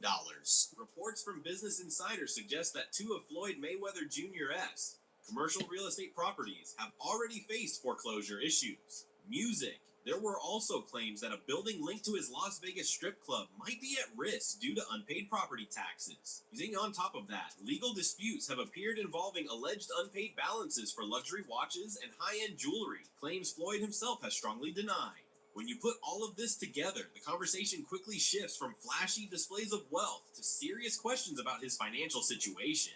Things that they said in this article were insane. That Floyd owes like $1.4 million in jewelry debts. That Floyd owes like hundreds of thousands of dollars in rent for a private New York apartment. His private jet fuel, he's not paid hundreds of thousands of dollars worth of fuel and maintenance. He put up one of his jets that I think he even sold, but one of his jets and I want to say one of his properties. I mean, he can't sell one of his jets just to sell it because it's old. The jet's pretty old. Let me go ahead and sell it. Trump Las Vegas. Condos were briefly taken over due I don't to know, unpaid man. taxes before being returned. I don't know. He's probably doing the Hulk Hogan thing. He probably went and he's doing the whole I'm broke thing to get more views, more clicks, more into people's topics. Because he's blowing up right now. Flashy money image and the financial headlines. He's like, shit, y'all think when I'm broke, shit, I guess. Joe Rogan's earlier doubts about Floyd's empire had already made people question the story. Then Cha Sonnen steps in, grabbing attention with no subtlety, looking at the "Is Floyd broke?" headlines, and basically asking why anyone is surprised by this. Or why are we attempting to tease Floyd? Is Floyd? Yes, he's broke. Of course he's broke. He's a boxer. Did they say I guess I didn't think he was broke. I thought he was making business deals. I thought he was buying what do you call them? Homes and stuff. I thought he was buying homes or whatever business he has. I don't think that this is his only business. Why would you think that? Mm-hmm. I thought he had other business endeavors that were gonna keep him financially with his boxing, hiring, contracting Tank and shit like that, getting these fight deals done, selling houses and stuff, selling his cars, selling his jet. That's business. I don't understand. I don't know, man. I gotta wait till I see him damn near asking me for some money to be like he broke. Yeah. You see what I'm saying? No, it sounds like y'all want to ride this bandwagon because y'all been hating on this motherfucker, dog. Mm-hmm. Hating ass motherfucker, dog. Mm-hmm. Yeah, because I don't know what it is, but I'm looking at it like I look at Trump. Why you ain't looking at Trump like he broke? Mm-hmm. He done filed bankruptcy. I don't know how many times. 2 times, I think, already. Mm-hmm. Why he not looked at as broke? Mm-hmm. I don't get it. I don't know what this is. This could be some kind of something that a white man told him how to do. Like, this is how you do this, fool. Mm-hmm. Don't worry about that bankruptcy. That shit ain't nothing, dog. Don't pay your taxes. That shit ain't nothing, fool. Mm-hmm. As long as you bring them money, they're gonna look over that shit. But you indebted. That's all we know. Can't read. I don't know. Just like to tease him, they say that he can't read. His best friend at the time said that he can't read, and he never denied it. I don't tease him for it. He's a guy who grew up in a boxing gym, right? It's what yeah, I'm pissed off because this non-reading motherfucker, black at that, fucking made more money than I've ever fucking even touched. Yeah, it's fucking, you can't read. You know what you were taught. You teach him about contracts, and teach him about saving, and teach him about investments. Who would have taught him these things? He quickly turns the question back on the audience, asking, if you get up and music work every week because you need money, why should it be any different for I can read and look at me. I can read and I'm getting my face punched in. Playful trolling, but he for money that I ain't even getting enough of. To break down the myth of boxing I'm smart. Explaining that billion-dollar earnings and massive pay-per-view numbers often come from press releases, not verified financial records. When he points out that no one from the companies handling the pay-per-views has actually confirmed those shocking numbers, it's like throwing a grenade into years of boxing hype and exaggerated stories. You got baby mamas all over the... What do you mean is he broke? Of course he's broke. What boxer do you know that isn't broke? What a ridiculous question. But it's the fact that they're attempting to tease him. I mean, first off, they're asking the question. Look, I've told you until I'm blue in the face. The numbers that you hear in boxing simply aren't true. Floyd made $1 billion. No, he didn't. Floyd and Conor made $500 million.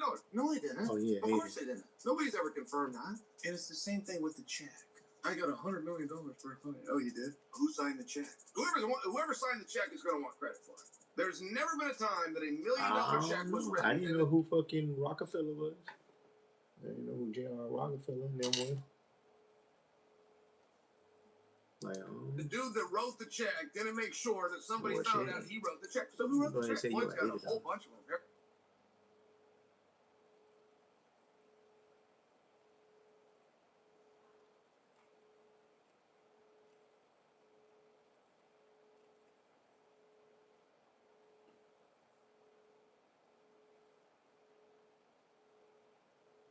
Man, this girl gonna pick Rolly Romero now. Alright, shit. Do you think she could actually beat up? She saying now she could beat Rolly Romero. Champion. I mean, girl. Like seriously, like on some real shit. Like, you just got put down by that one fucking nobody. Come on, man. You gotta be what do you call it? Cap. Yeah, she capping out. Yeah, you fucking baiting out because there's no way you couldn't even beat that one dude. That's in training. Get knocked out. Like, get out here. Like, Rolly ain't that good, you know what I'm saying? But he good. He ain't no not fighter. Shit, he can fight. Oh, she said Sean Porter too. She crazy. When you hear Carissa say that, what's your reaction to that? She's confident. She's confident in her ability and her skills, you know. But that's pretty much what she's saying. I don't think she really want to get in the fight. Yeah. See, I get that. If you like, I beat King Kong. You know what I'm saying? I get you doing something like that. You put Clarissa Shields in the ring with the fighter at her weight class at her same level, and she's going to be outmatched.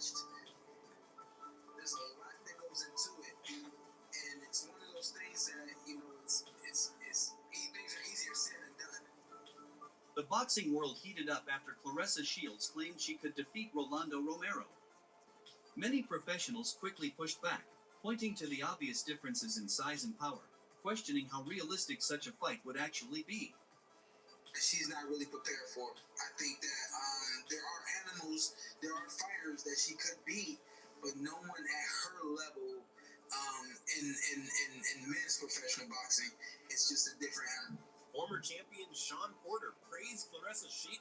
Former champion Sean Porter praised Shields as one of the greatest female fighters ever, but emphasized that competing against elite male boxers is a completely different challenge due to major differences in strength, speed, and power. It's cute, you know. It's cute that she's made it to the point that she's made it to. That is remarkable. That is very, very respectful. I think every fighter in the world, whether you're a man, woman, whatever, you should respect the things that she's doing. Right. Styles make fights. That's a common saying in boxing, and it's 100% true. But along with that, she has the thing that I don't think realizes is that, whatever top boxer she's been in the ring with, I'm sure that top boxer was, took his foot off the gas pedal. And any fighter that isn't at that level is really defending himself against her because he's not on her level. Terrence Crawford suggested that Shields' callouts may reflect confidence more than genuine intent. He noted that her long history of sparring with men likely fuels her belief that she can compete at that level. The female boxing world, she need a man to fight, but I don't believe she would actually accept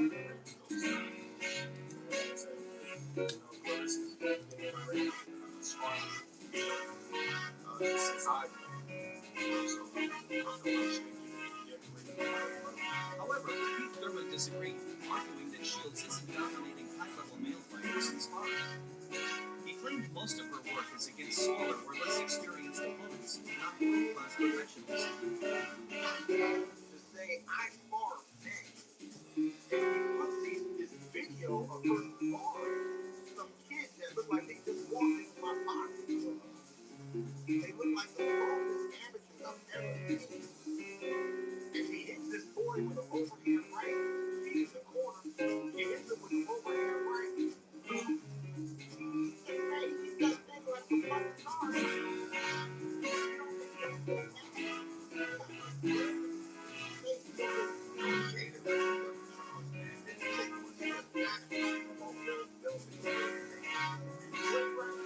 Thurman also revealed that Shields once called him out when he was undisputed, and didn't gain traction.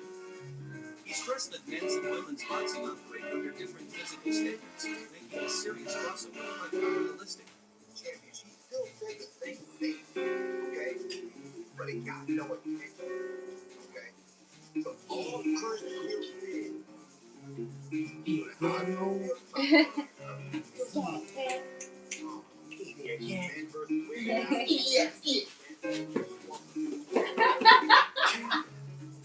Tap dancing.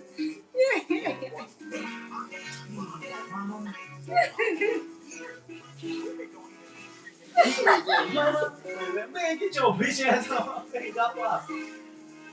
You crack your ass, bitch. What? Get here, homie. Get it. You're not getting through with them bones. Man, Daddy-o. you about to lose some bones. Look down my face. I'm gonna break some bones. Bro, you about to lose some bones. I'm about to rip his arm off. Motherfucker. Skinny.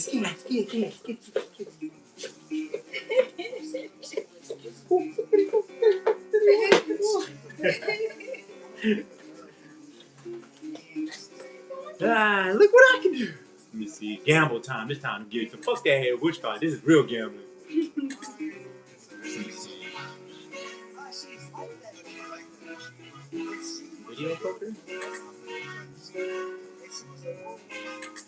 That's the real money. We got your bank account. Hell no.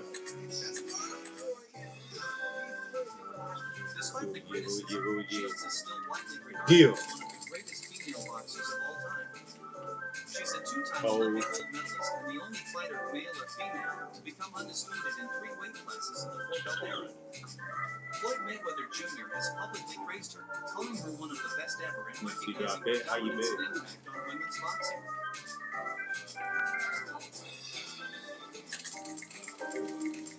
I was trying to bet again, but damn, I didn't get nothing.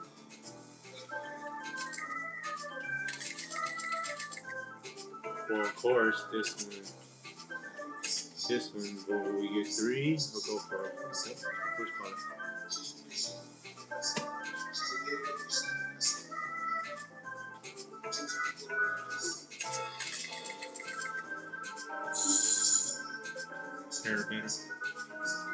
Better shut y'all.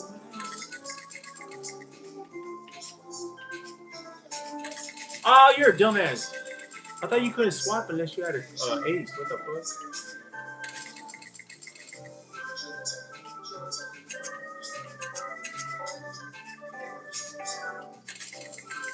There it is, 2 pairs. Says Shield's greatness is undeniable, highlighting her undefeated record and technical skill. Get my money. However, he noted that her legacy may be affected by a lack of elite rivalries, often described as missing dance partners.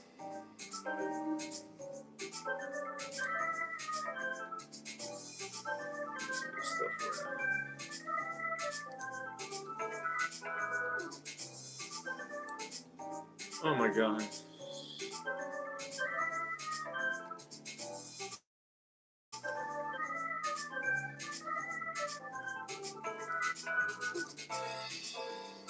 Skitty ass, skitty ass.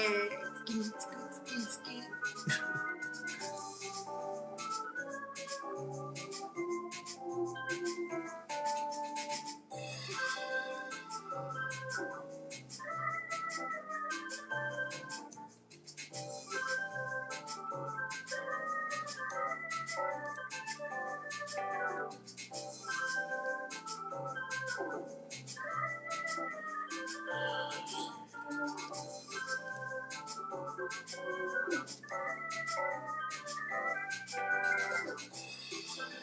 I mean, I can pull this up with the YouTube.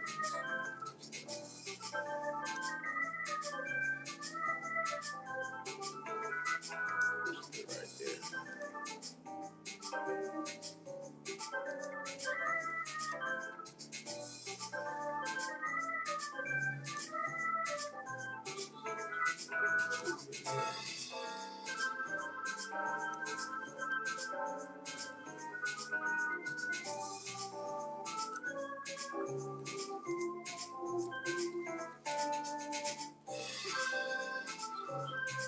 Shut the sound off right here.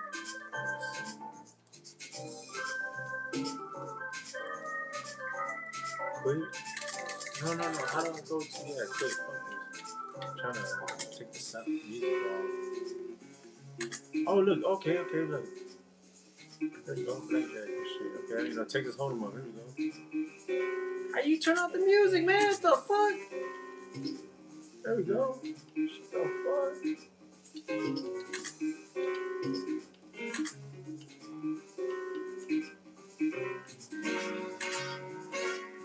we go. They about to copyright me on that shit, man. Okay, there we go. Alright, get some Texas. Hold them up. Hold them up. Bebop.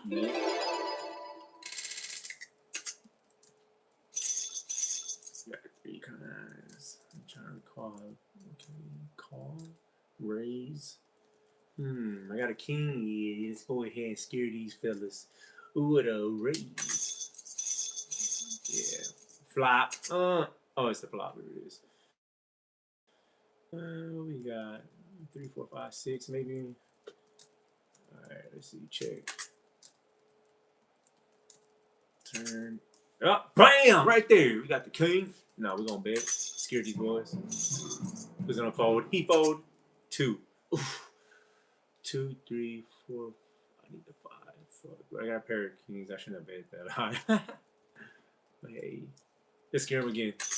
Bet that. Showdown. Fold. I scared them. You seen that? That's that. Ooh, that's that determination in the face. They look. They were like, oh no, he means it. Like, yeah. That's what's so cold about like poker is the like is this motherfucker lying? You don't know, man. Let's see. Give me my money. That's a nice hand. We're gonna scare him again.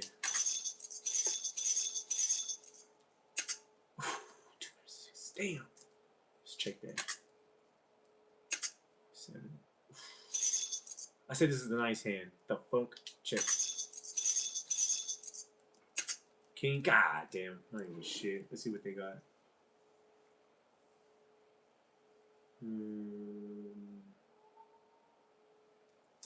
Let me bluff him. I'm gonna go all in. See how you go. Wait.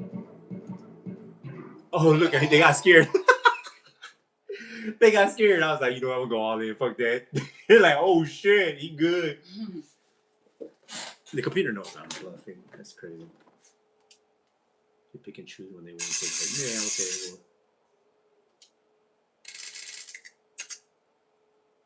well. What, Junior?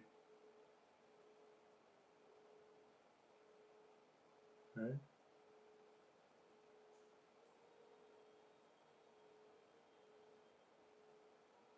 Okay, that was the dogs. Call. First I thought it was Junior, and then the way he was sounding, I was like, that must be the dogs. Partners could be taken away because she doesn't have see 8, Jack. Let's go ahead and see what happens. Yeah, that's a good point. Turn 2 bears. Okay. Let's go ahead and bet that. Fold. 7. Damn. Oh, wait a minute. You got. Oh man, missing the 6. I hate when it's like that. It's like 6, 7. Okay, 7, 8, 9, 10. Jack. Oh, that's it right there. Oh, hell yeah. She don't. How you up it though? She's got the titles. That's pretty special. She's got the division. She likes to separate. Man, fuck that. All in right here. She's won in so many different. All in. Keep on. So many different. She's got. Oh, you got 3 of a kind. And she's got the 0, of course. Oh, he got me, dog. At the end of her record. So she's got all of that. She's technically so solid. So John David Jackson should get credit. He does a hell of a job. No, I got it. Yeah. I shut him out. I thought I didn't even get that. I had a straight. Okay, straight. Remembering. Straight beats a 3 of a kind then. Okay. Damn. And showing that he's the best one in any division. While dominant, Shields hasn't consistently faced opponents of equal caliber, especially in divisions where competition is limited. This has led to many one-sided victories, leaving fewer defining, dramatic moments in her career. She's just she's the full package. I got one problem with Melissa Shields. You want to know what it is? What's that? My problem with her. Oh no! They jumped out anyway, but I wasn't trying to do that. It's not her fault, but I'm being very honest. I'm saying things I don't think other people are going to pick up. But my problem with saying, okay, Sunday night I'm going to walk down on my counter. I'm watching Clarissa. My problem. They trying to sucker me into this win. On a Sunday when I got some other things I can do, and making sure on Saturday night, whatever it's going to happen to be Sunday, whatever night it is, from walk down that I have to be there to watch them. I have a problem because I don't think I'm going to be. He got me, but she ain't nothing. Go ahead and fold. Which one's circle? Oh, why? I don't want to sit down and spend an hour of my time watching somebody shadow box. 4, 2 pairs, 7. He won. He got 2 pairs. Am I wrong for saying that? Do I get slings and arrows thrown at me for saying that? For being honest, I think there's a lot of people that might say that. That's the only problem I have with her. There's no confidence. Are we playing against the house? Is that what it is? To really fight me to say I gotta watch Clarissa Shields. Now look, she's moved up and she's beaten some good women. There was some good fights, some good competitive fights. But at this point, it's pretty barren. At this point, it's cricket. I don't hear nobody out there saying, "Oh yeah, I got somebody who could give a real competitive fight to Clarissa.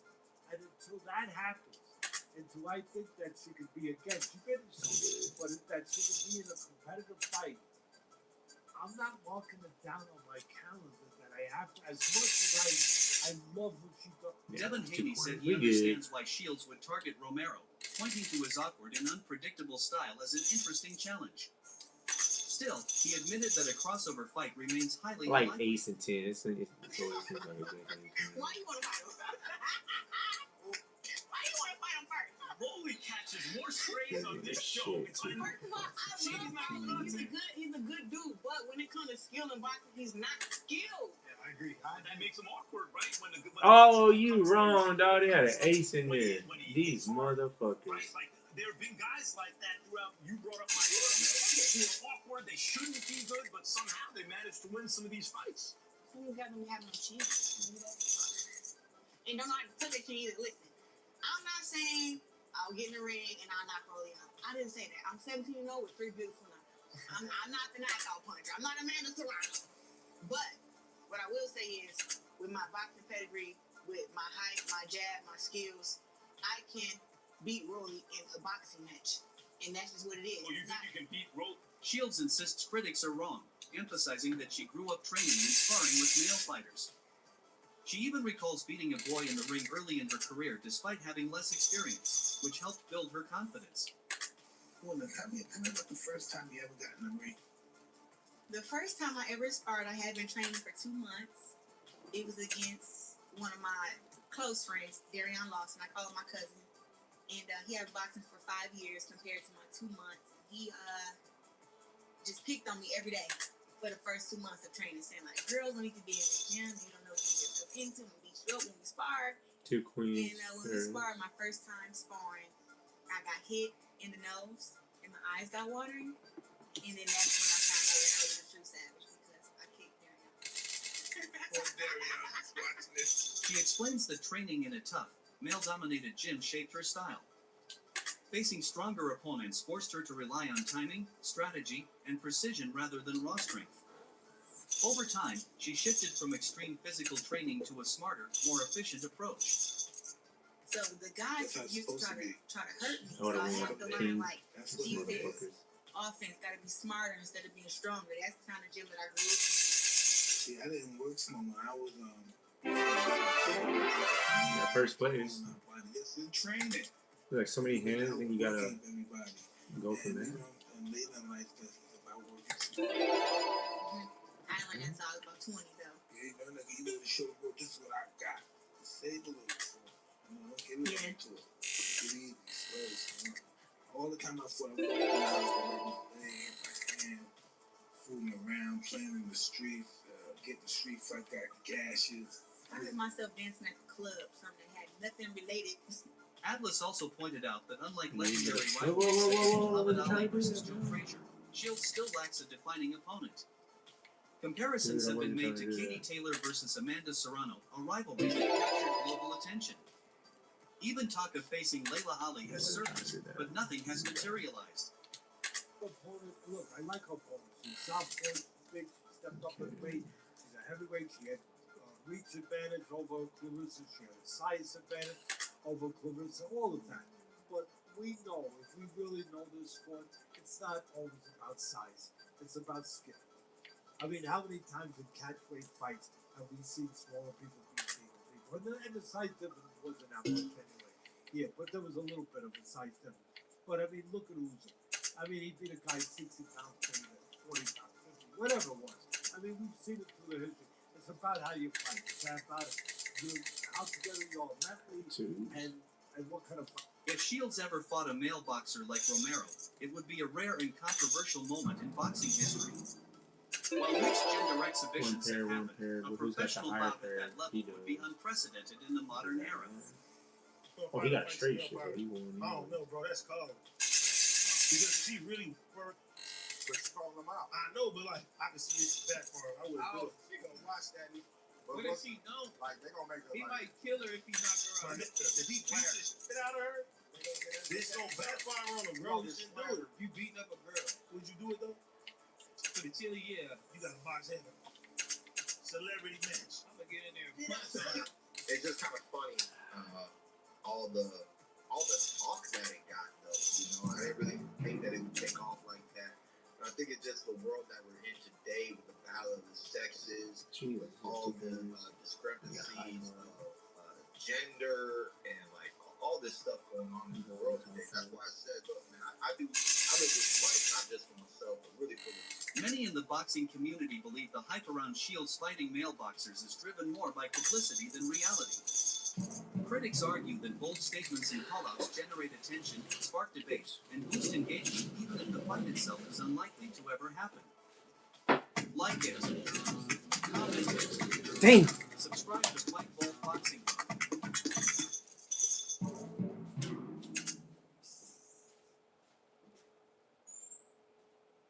two pair. I'll read them. Please. I mean, no, yeah, higher pair. Please, good sir, if you got one of those diffy leaders, that'd be quite dandy.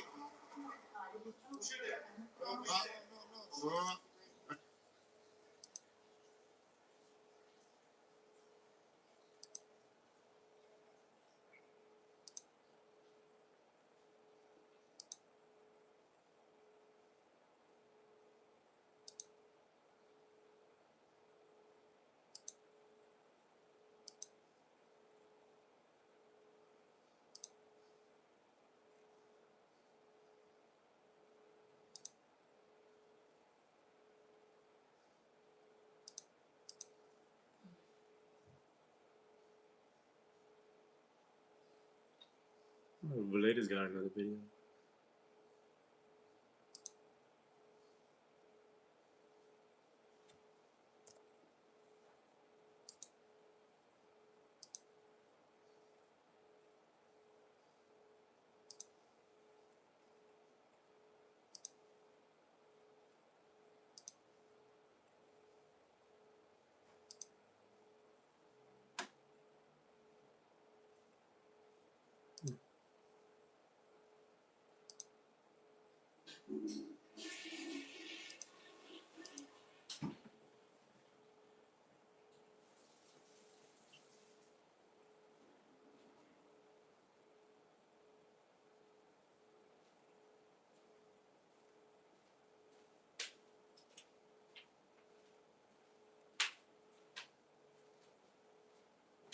Derby. Valeda's got a new video. Yeah. Short or full? It's a video, yeah, full video. I don't know how long it was. See what you check on there. We'll see what he had. He had nothing. Checked it out. Went to Pier Force. He had nothing either. Oh, he working now. His operation shut down. He's like, nah, don't upload no videos. I want you doing better than me.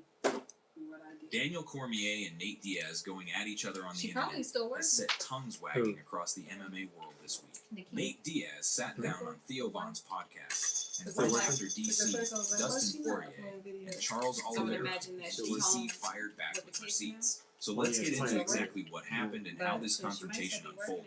Nate Diaz appeared on Theo Von's This Past Weekend podcast. The conflict reignited after Diaz appeared on Theo Von's podcast. Did you put that on your tirade against the former double champion?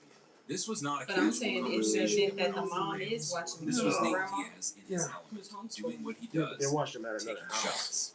And he had a list of targets. The first person on that list was Daniel Cormier. Diaz said of Cormier this past weekend with Theo Von, what the fuck happened in your career then? Why are you an analyst now, Mr. Know-It-All?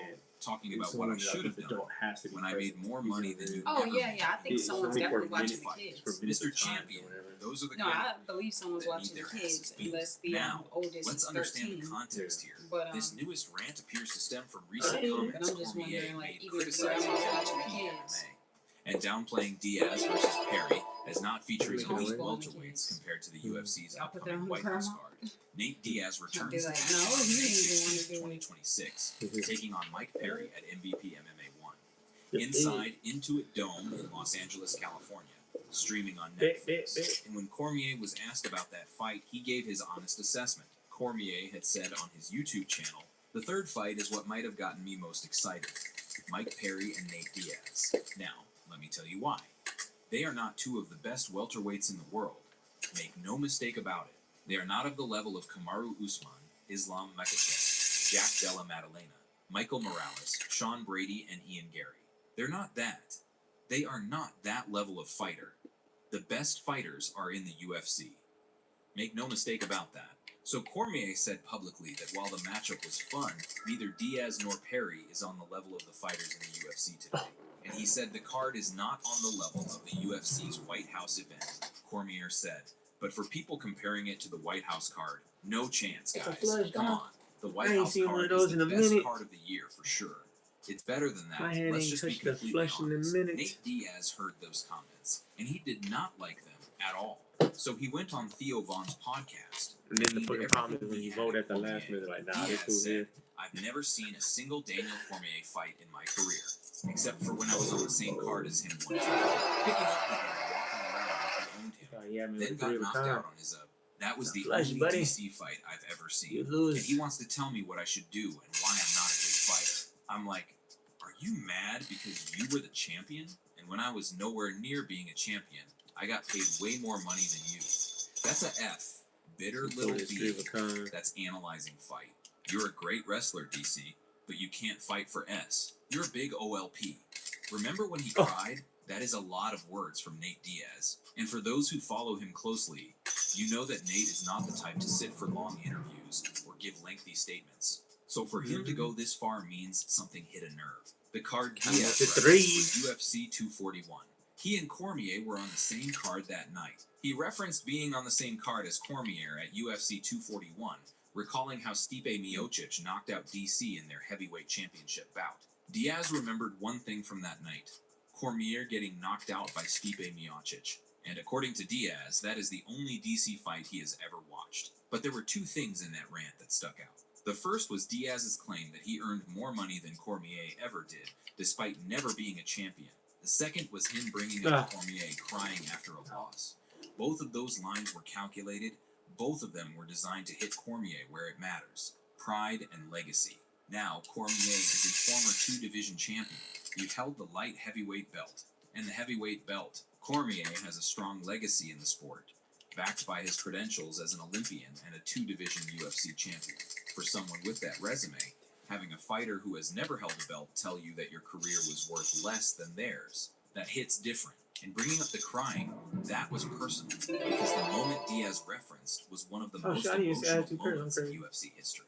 Cormier was visibly shattered after his loss to John Jones. Daniel Cormier had one of the toughest nights against John Jones at UFC 214. DC lost the fight via TKO and was seen looking really emotional after the fight. Diaz turned that into a punchline. He used it as ammunition. And when that clip started going around social media, people went crazy. The internet was talking, but Daniel Cormier was not the only target on Nate Diaz's list that day. Dustin Poirier was next. When Theo Von asked Diaz about a potential fight with Poirier, Diaz went in a direction nobody expected. During his appearance on comedian Theo Von's This Past Weekend podcast, the ex-UFC star took aim at Poirier and Poirier.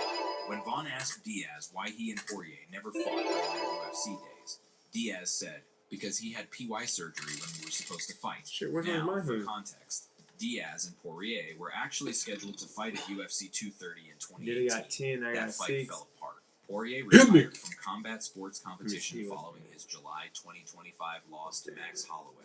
Since then, Poirier has moved on from competition, but he recently floated the idea of a boxing match against Diaz. Poirier hasn't ruled out possibly returning for a huge fight, and a boxing match against Diaz would have fit the bill.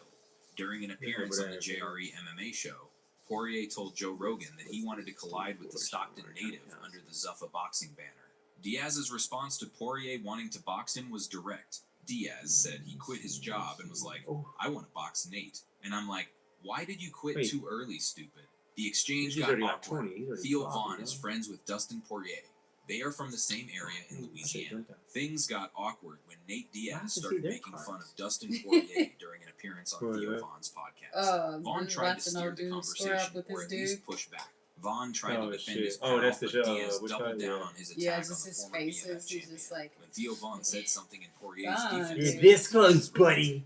Kind of. He said, "I'm kidding. He's done good. He can't He fight. picked up the I'm kidding. glasses. I'm He just ain't giving you S." playing. But whether he was actually kidding is up for You don't If you have ever watched look at Nate my Diaz over woman. the years, you know that even his jokes carry weight. He says what he Wonder what he means was and saying. means what he says.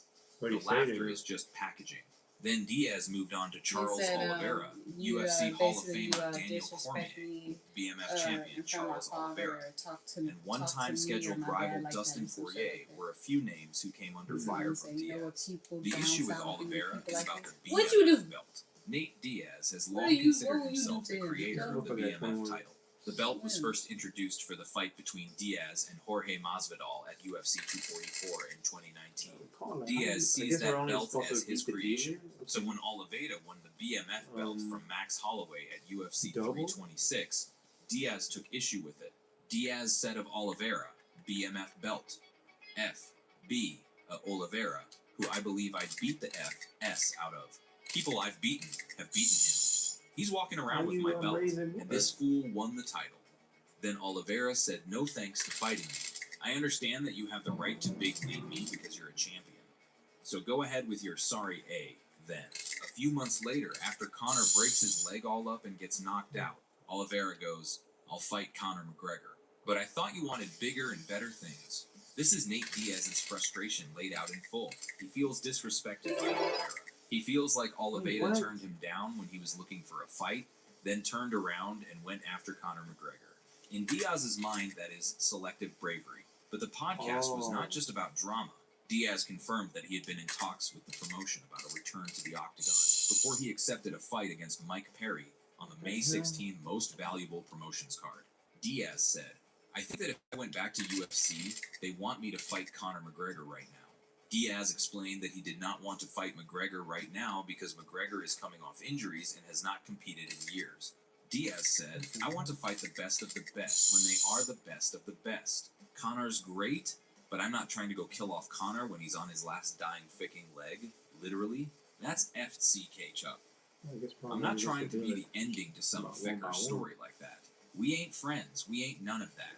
But I ain't trying to finish this dude off. That's what I plan on doing if we're fighting. So Diaz made it clear he wants the McGregor trilogy. I bet here but not right now. He was focused on fighting Mike Perry under the MVP MMA ban. Sure. During the podcast appearance, the Stockton native said he didn't want to be the first opponent for McGregor since he's returning from an injury.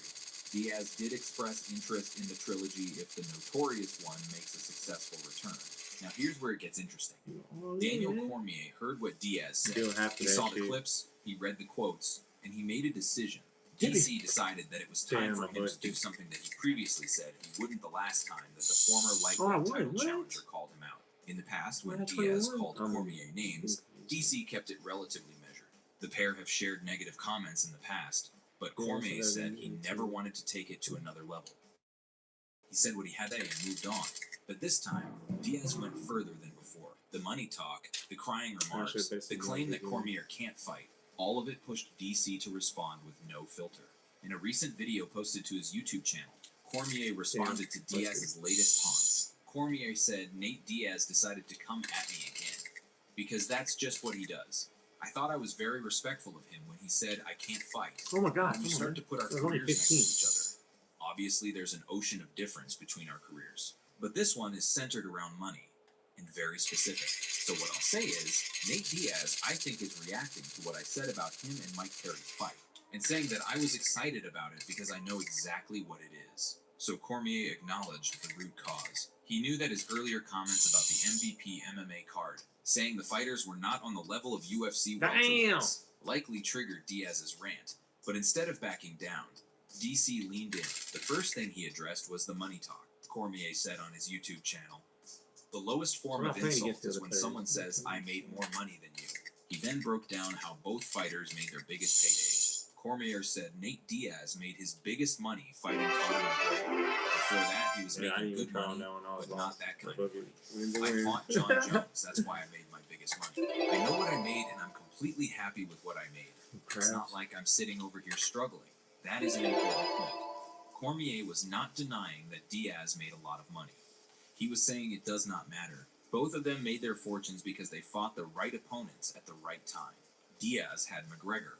Cormier had Jones. The payday came from the opponent, not from being a better fighter. Regarding the financial insults, Cormier dismissed the money talk as immature between two wealthy individuals. Cormier assured that while Diaz is reportedly making $10 million for his upcoming fight, he is content with his own earnings. Then Cormier went after Diaz's career record.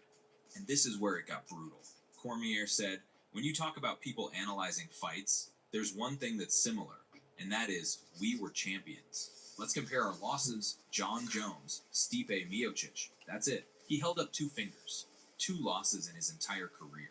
John Jones and Stipe Miocic, 2 of the greatest fighters to ever step into the octagon." Then he pointed out Diaz's record, 21 wins and 13 losses. Cormier continued, 13 losses to 13 people. When I lost those fights, I was in my mid to late 30s, and you were losing fights in your 20s, in your absolute athletic prime, in a sport that you chose, and you got beat multiple times by all these people. But you want to talk about me, Mr. Champion? When I was 40, I was winning the UFC Heavyweight Championship. That is the statistical gap. Cormier lost to 2 people. Diaz lost to 13. He listed Diaz's 13 losses, naming opponents from Koji Oishi to Leon Edwards, before holding up 2 fingers to represent his own defeats to John Jones and Stipe Miocic. And Cormier made sure to emphasize when those losses happened. You lost to 13 people. You were losing fights in your 20s. You were in your absolute athletic prime in a sport that you chose, and you got beat multiple times by all these people. That, to me, is crazy. But the record comparison was not even the part of Cormier's response that hit hardest. The crying comments. That is what brought out the emotion. And DC addressed it head on. Cormier said, "You cried. Nate, maybe you should have cried more. Then maybe we would think you cared about winning and losing. Maybe if you cried, Nathan, you wouldn't be so okay with losing, huh? Because I cried. Because losing to me was like death. That's why I cried. You don't cry. You go to the after party. You go hang out with your friends. You go get beat on a Saturday and on Monday. Again, you're talking like you're the best in the world. That is one of the more revealing things Daniel Cormier has ever said publicly. He flipped the crying insult completely. Instead of treating it as a weakness, he turned it into evidence. How much winning was real. The implication was clear. Diaz doesn't cry after losses, because losing does not bother him enough. He contrasted his own reaction to defeat with Diaz's habit of attending after parties immediately after losses. Cormier was also reminded of a moment from Diaz's career. He brought up Josh Thompson, saying, "I was there when they had to throw the towel in with Josh Thompson. That was a TKO loss for Diaz back in 2013. Cormier was present and saw what happened. He used that memory to reinforce his point. Diaz's career has had more rough nights than he wants to admit. Then came the label that is going to stick." Cormier said, "That's what I keep telling you, Nathan. We're different people. You're mad because the reality is you're average. You've always been. And you keep punching above your head. At Khabib, Justin Gaethje, Dustin Poirier, all of these dudes had titles. Let it go. I don't dislike Nathan. But if you ask me what I feel about his career, you're average. You're average. That is the line." And Cormier did not say it once. He said it multiple times in the video. He doubled down on it. He tripled down on it. The previous issue between Cormier and Diaz What the fuck? Cormier did with Ben Askren, where Diaz was labeled as an average fighter. Cormier doubled down on that notion. And although he said he wishes Diaz and his family well, and is glad for all the financial success in his career, he points to the record as the ultimate teller. Now, the word average is doing a lot of work in that sentence. For most people, average is not an insult, but in the context of elite fighting, calling a fighter average is one of the most dismissive things you can say. It means you were never great. You were never special. You showed up, you competed, you won some, you lost some, and that was it. For a fighter like Nate Diaz, who has a fan base that treats him like a god, hearing a Hall of Famer call him average on the internet, that is going to sting. Cormier also pointed out Diaz's tendency to call out elite names like Khabib Nurmagomedov, Justin Gaethje, and Dustin Poirier. Fighters he believes operated on a different level. In Cormier's view, Diaz kept calling for fights against champions and top contenders, but his record did not justify that level of competition. He also compared how elite fighters stack up in terms of losses. DC also compared elite fighters like Ilia Topuria, and Islam Makhachev, saying top Come on, level man, guys with these low don't numbers. rack up that The many fuck? losses. That comparison is what drives me. Fighters That's something. in the sport, What I the get ones raised? competing for and defending belts, typically do not have double-digit losses on their records. Diaz does, and Cormier made sure everyone understood that. But even through all that, Cormier maintained that he does not hate Nate Diaz. While Cormier expressed his willingness to face Diaz in a civil manner if they cross paths in the future, he stated that he does not seek to escalate their rivalry into physical confrontations. He reiterated, "I don't dislike Nate Diaz, but I feel strongly about his career and what he represents. That is the difference between us." Diaz was calling Cormier names. What the hell? He got green again. His emotions, Cormier responded with career stats and a label. He did not need to call Diaz a name. He just called him average. So where does this go from here? Both fighters have stated their positions. Diaz says Cormier is a bitter analyst who made less money than him and cried after fights. Cormier says Diaz is an average fighter with 13 losses who never held a belt. For now, the back and forth has only escalated, and knowing Diaz, this likely isn't the last shot fired. The backdrop of all this is Diaz's return to MMA. Diaz, who parted ways with the UFC after a win at UFC 279, hasn't fought in any respect since defeating former BMF fighter in a 2024 boxing match.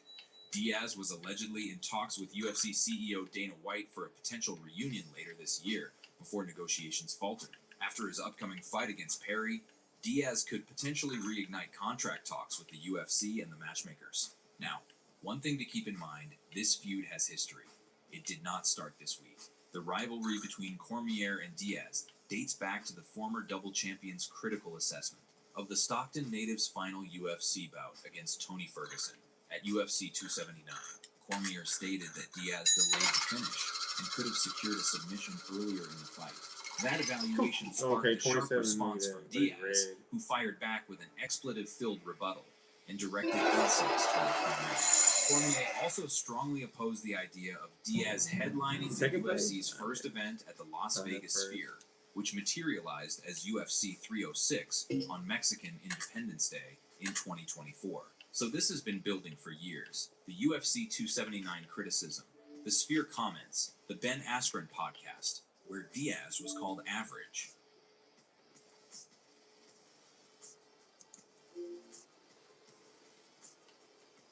And now this podcast appearance on Theo Vaughn's show.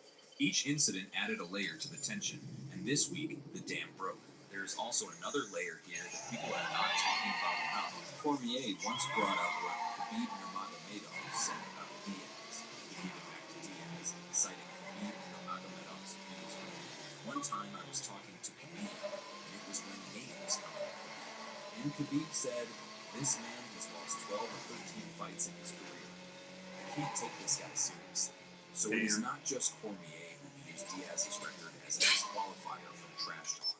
The greatest lightweight of all time, Khabib Nurmagomedov, said the same thing. He cannot take a fighter seriously when that fighter has 13 losses. And when Cormier mentioned that, he was letting Diaz know that the opinion is not isolated. It is shared by the elite of the sport. But here's the other side of that argument. And it is the side that Diaz's fan base will always champion. Nate Diaz was never about the record. He was never about the belt. He was about the fights. He was about showing up, throwing hands, and putting on a show. His 2 fights against Conor McGregor are among the most watched MMA events ever. He created the BMF belt concept. He has sold more pay-per-views as a non-champion than some actual champions. His appeal goes beyond wins and losses. Meanwhile, Daniel Cormier remains active in broadcasting, recently conducting post-fight interviews in UFC Seattle. The contrast highlights how both figures continue shaping the sport in different roles despite their tensions. Both men are in different places now. Cormier sits at a desk and breaks down fights for a living. Diaz is preparing to step back into the cage at 40 years old. Cormier pointed out, "There's a chance he goes and gets beat by Mike Perry. That is the risk Diaz is taking." Oh man, they're gonna have to see each other. He has not fought in MMA for nearly 4 years. He is coming back against a tough opponent in Mike Perry, who has never been an easy fight for anyone. What's a pay-per-view fight, You can though? talk all you want now, but you can't change the fact that you can't go back in time. We can't go back in time and make you better than you. So you keep punching above your head. That was the closing shot from DC. You cannot rewrite your career. The record is the record. And according to Daniel Cormier, the record says Nate Diaz is average. But Nate Diaz has never cared about what Daniel Cormier thinks. He never watched his fights. He never respected his analysis. And he made more money than him without ever holding a belt. In Diaz's world, that is the only stat that matters. Despite the harsh words, DC maintains that he holds no genuine hatred for Diaz. He simply refuses to stay silent when his professional expertise is attacked. Cormier concluded, I will tell him you're because that's exactly what you were. And he said he would repeat it to Diaz's face if he had to. This beef might end if Diaz doesn't reply to DC's comments. Still, fans definitely want to see more of it as two UFC veterans. The question now is whether Nate Diaz responds. And if you know anything about the man from Stockton, you know the answer to that question. This is not over. Nate Diaz always fires back. It might be on social media. It might be in another interview. It might be at the weigh-ins or on fight night against Mike Perry. But one thing is certain. When Nate Diaz feels disrespected, he does not stay quiet. May 16th is Nate Diaz steps back into the cage as Mike Perry enters the dome. And the question is not just whether Diaz can win that fight. It is whether a win changes the conversation. Because right now, Daniel Cormier has placed a label on Nate Diaz, average. And in this sport, the only way to remove a label like that is to prove it wrong inside the cage. So then DC has the last word, and that word is average. Oh, he went. He went in a shortcut, dude.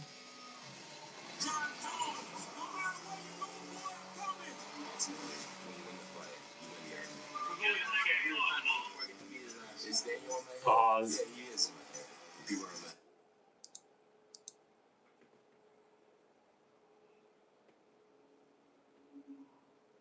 Whoa, shit. Streamer wants my friend arrested for killing her in a video game. Sounds to me like some woman's doing some dumb. Let's get into it. Friend is currently being harassed by a streamer, including getting him banned in Arc Raiders and abusing the YouTube copyright system to stop him from defending himself. What the fuck? This is one of the worst cases of a manipulative streamer getting their way that I've seen in a long time. What? Uh-oh. Arc Raiders. Ooh, I've seen this shit before. I know this face. This must be the dumbass shit that everybody's talking about. I can't wait to get into it. Yo. Oh my god, perfect. Can you hear me? I believe. Okay. This is like really weird, but my friend is like completely stuck, and I want someone to knock him so I can like res him, and hopefully that knocks him out of the spot. He's literally just got completely he baiting. But how is he your friend? Okay. Oh, are you solo? I'm in a duo game. I'm a duo queue with him. Wait, what? So I can't. But yeah, you're solo. I'm duo. I can't knock him. Hey, guys. Yep. The hair and the physique says everything. You already know everything you need to know about this chick. And guys, it is such a good okay, let's do that. Let's do that. Let me do that from my side now. If they have dyed This hair, dude. get the fuck out of there. They're all mentally ill. Be careful, boys. Be careful, because you know they had to do it because they're boring as... And then they like to make their personalities professional victims. Stay away. He's like in here under these steps right here. Here we go. Why does this feel like a scheme? These full traps there. Oh, okay. Why deep it?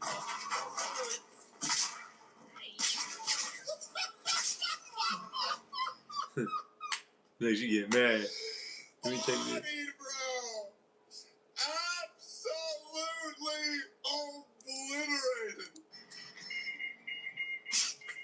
Yep. And then they like to make their personalities professional victims. Stay away.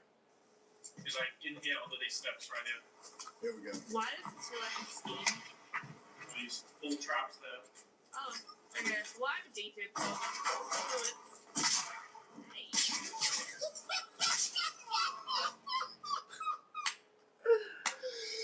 Bodied, bro.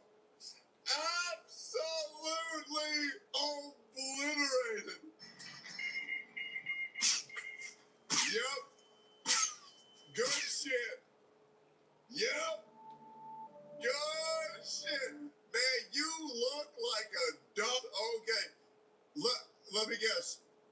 what he did in that clip, officer. You don't understand this, but that was emotional rape. Let's hear about it. Emotional rape. Now, for real. Look at her looking at the camera like everybody just witnessed like a crime in real life. What do you do in response to this situation? Move on? You know, laugh it off, move on, say those guys. That's it. Hell yeah. Yeah, I was about to say, hell no. Fuck you, bitch ass, and then get the fuck off. No? Immediately break So now TOS this by shit saying, really She's like, nah, I'm sending this to the State president. comment. Fuck. Wow, I can smell the stank from here. Loser. TY for the free content. She found him or Suck something? up that one. This bitch is such a loser. Wow. Absolute loser. It's crazy because you're the one who's a fucking loser, but you have no What's self-awareness. crazy is Oh, and you're then the also one that's fucking the reporting loser. in-game. It's fucking crazy. You're the fucking loser. He lied in Among Us. You can't do that. That's cheating. Oh my god. See, I'm not like, you know what I'm saying? That's crazy. I'm like, no, that's fucked up. But I'm like, it's not to say that that's cheating. In an extraction game. Nah, she's saying that's cheating. He was a liar. Shit. Yeah, that's the point of the game. Yeah. People like that make me hate the fucking game. Kidding, you love this game. That shit don't bother me. I'm like, nah, I'm good, bro. I'm like, bro, you gonna kill me, bro? That I guess, bro. I get your rocks off. I guess. Well, I'll go this way. Where? Okay, you got me. What she thinks happened is that Nessie sniped with his friends. So Okay, you came in here and used your manipulating tactics to get me to go help you when I'm telling you it don't matter if you do it or not because I came in here naked with no loadout. To have an advantage over other solo players. I mean, what you're gonna get off of me is whatever the little box of bullets I had, and so that I mean, like I guess, see what I'm saying? It's more than what it is. You see what I'm saying? They're going in there having fun to manipulate people into believing in them and then killing them. You know, unaliving them because it's not killing them. Unaliving them. To disprove her claim here and record this. Here's a clip of me knocking someone out while an enemy throws a light impact grenade on the body. Yeah. Not on me, it's hitting the body. And each time the light impact grenade connects, it stops me from knocking them out. Yep. Interesting. This clearly shows if I take any splash damage, I get knocked off the res. And what will I take splash damage from? An enemy. What will I not take splash damage from? And my teammate doing the exact same thing. So he's obviously my teammate because his light impact grenades right here are not knocking me off the body. So anyway, after this, he sees this true based and real Steam comment. He goes and says hi in a Twitch chat. Hello, GG, but from before. Hi, Nessie.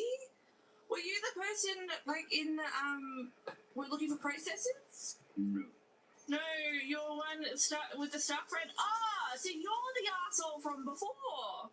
Okay. Girl, you And put up surely she on doesn't all that escalate makeup. this situation Got your beyond hair done. any moral Got yourself all comprehension, right? fucking fancied up. You playing games. Now, did you like You're the comment still I left on the profile? the same. One thing I don't really get is why miserable she's like fucking smug about this whatever comment. you were Like it's before not you the put all most that shit on. embarrassing thing you can possibly do after losing in It's a the video mask. game. But anyway, moving on. So you're the asshole. Can you be quiet now? Can you be quiet now, please? Jesus Christ. This is what happens when a 3 out of 10 woman gets access to makeup, puts on a bunch of fake filters and contour, and changes all the lights in her Has a beard.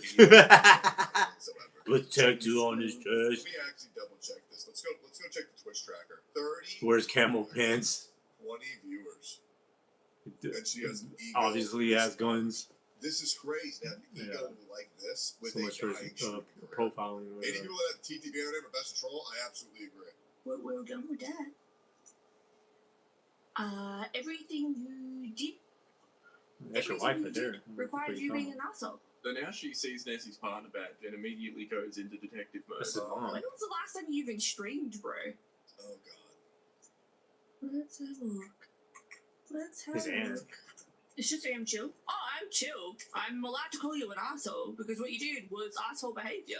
I don't give a fuck that you've got a partner badge. How is she gonna escalate this to getting her arrested? What does this even mean?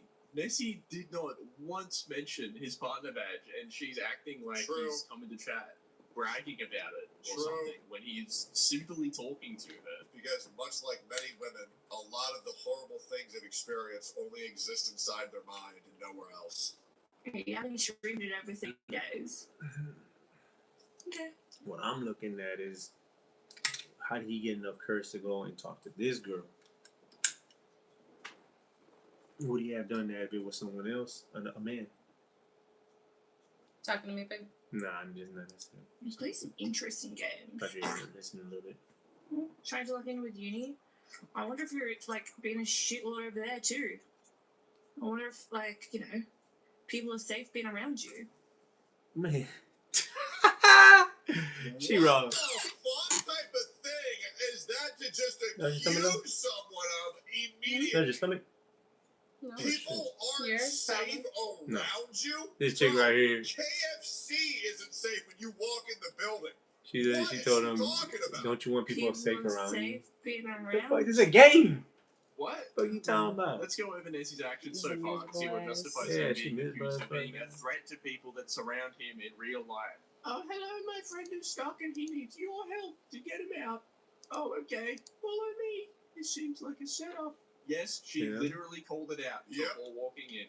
Why does this feel like a scheme? That's why I'm like, shit, hey, it's whatever, bro. If I decide to go do it, I decide to go do it. This ain't tricking me. I ain't got nothing to lose. So this, I mean, so if it is what it is, I mean, I guess I died.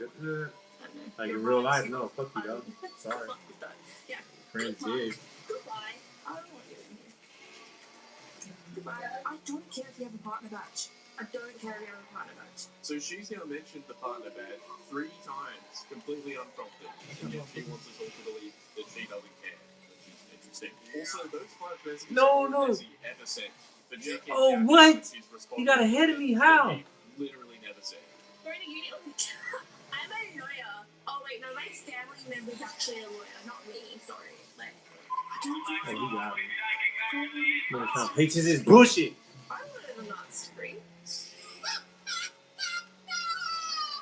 Yeah, we can all tell.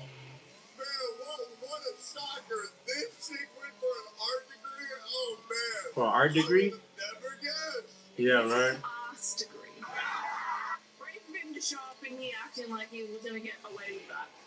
But so far, she hasn't really done Get away with what? Saying GG? Good lord, what a professional victim. Nothing wrong. You're allowed to get angry at video games, and you're allowed to dislike the people who kill you. Oh my god. Just killing you is weird, but surely nothing will come of that. Yes. Later in the video. Yep. Anyway, let's see what happened when Nessie encountered her again 2 days later. Okay. Yeah, it's Peach. Oh, no. Peach. Oh, no. You're the one that said the, Yeah, she sent a Steam. She sent a Steam message. Well, she's helping me get loot. anyone sees this name will stop to blueprint. Oh, no.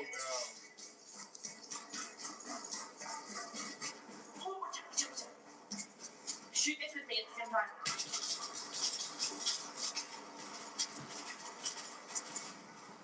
Nice. Oh, no. Yeah, we're just hanging out. Looking for a sample stop to blueprint. I don't need anything else, so take all the juke. You shoot. I'm just gonna hit it with a pickaxe. Hey! Uh-oh. I've got more friends!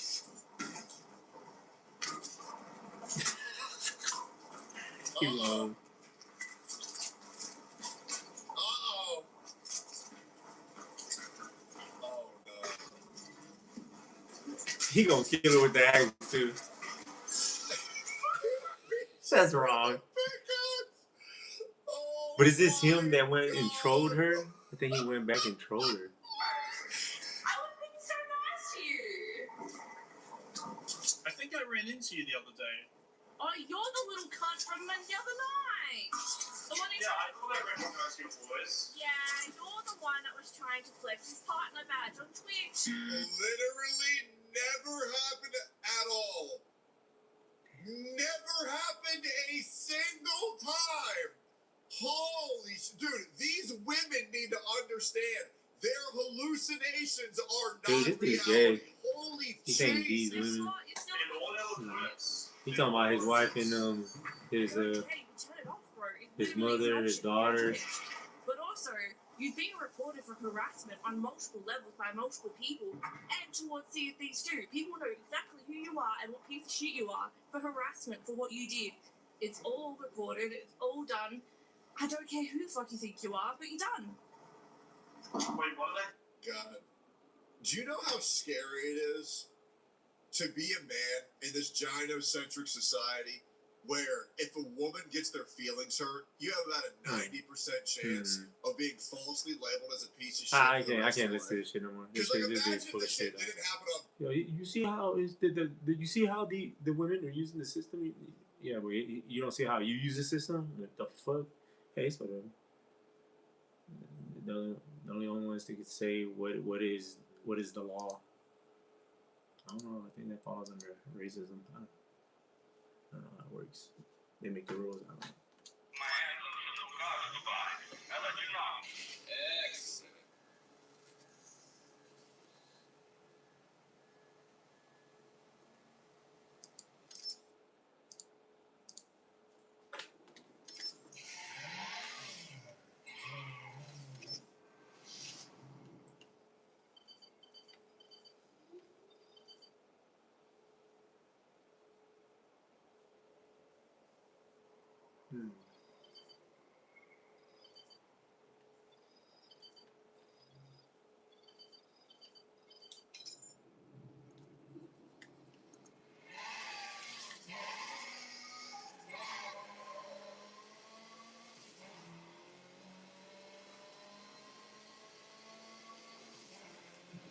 Damn.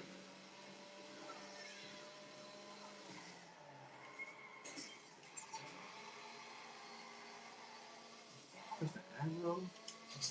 Oh, no. Yeah, that's the aggro. What is it doing?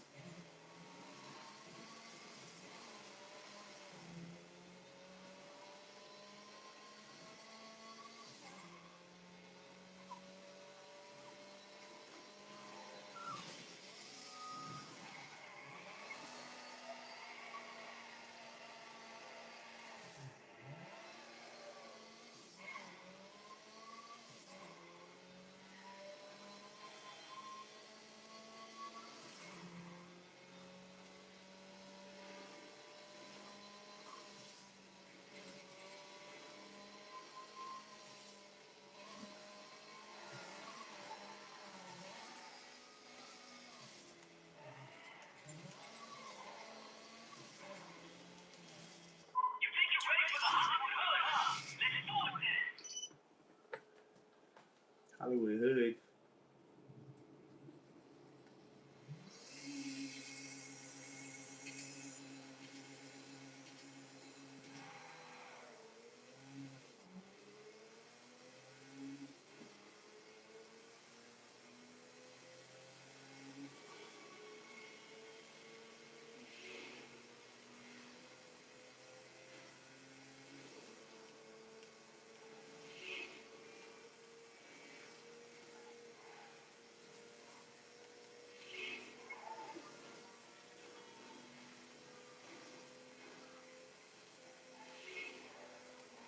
Come on, man.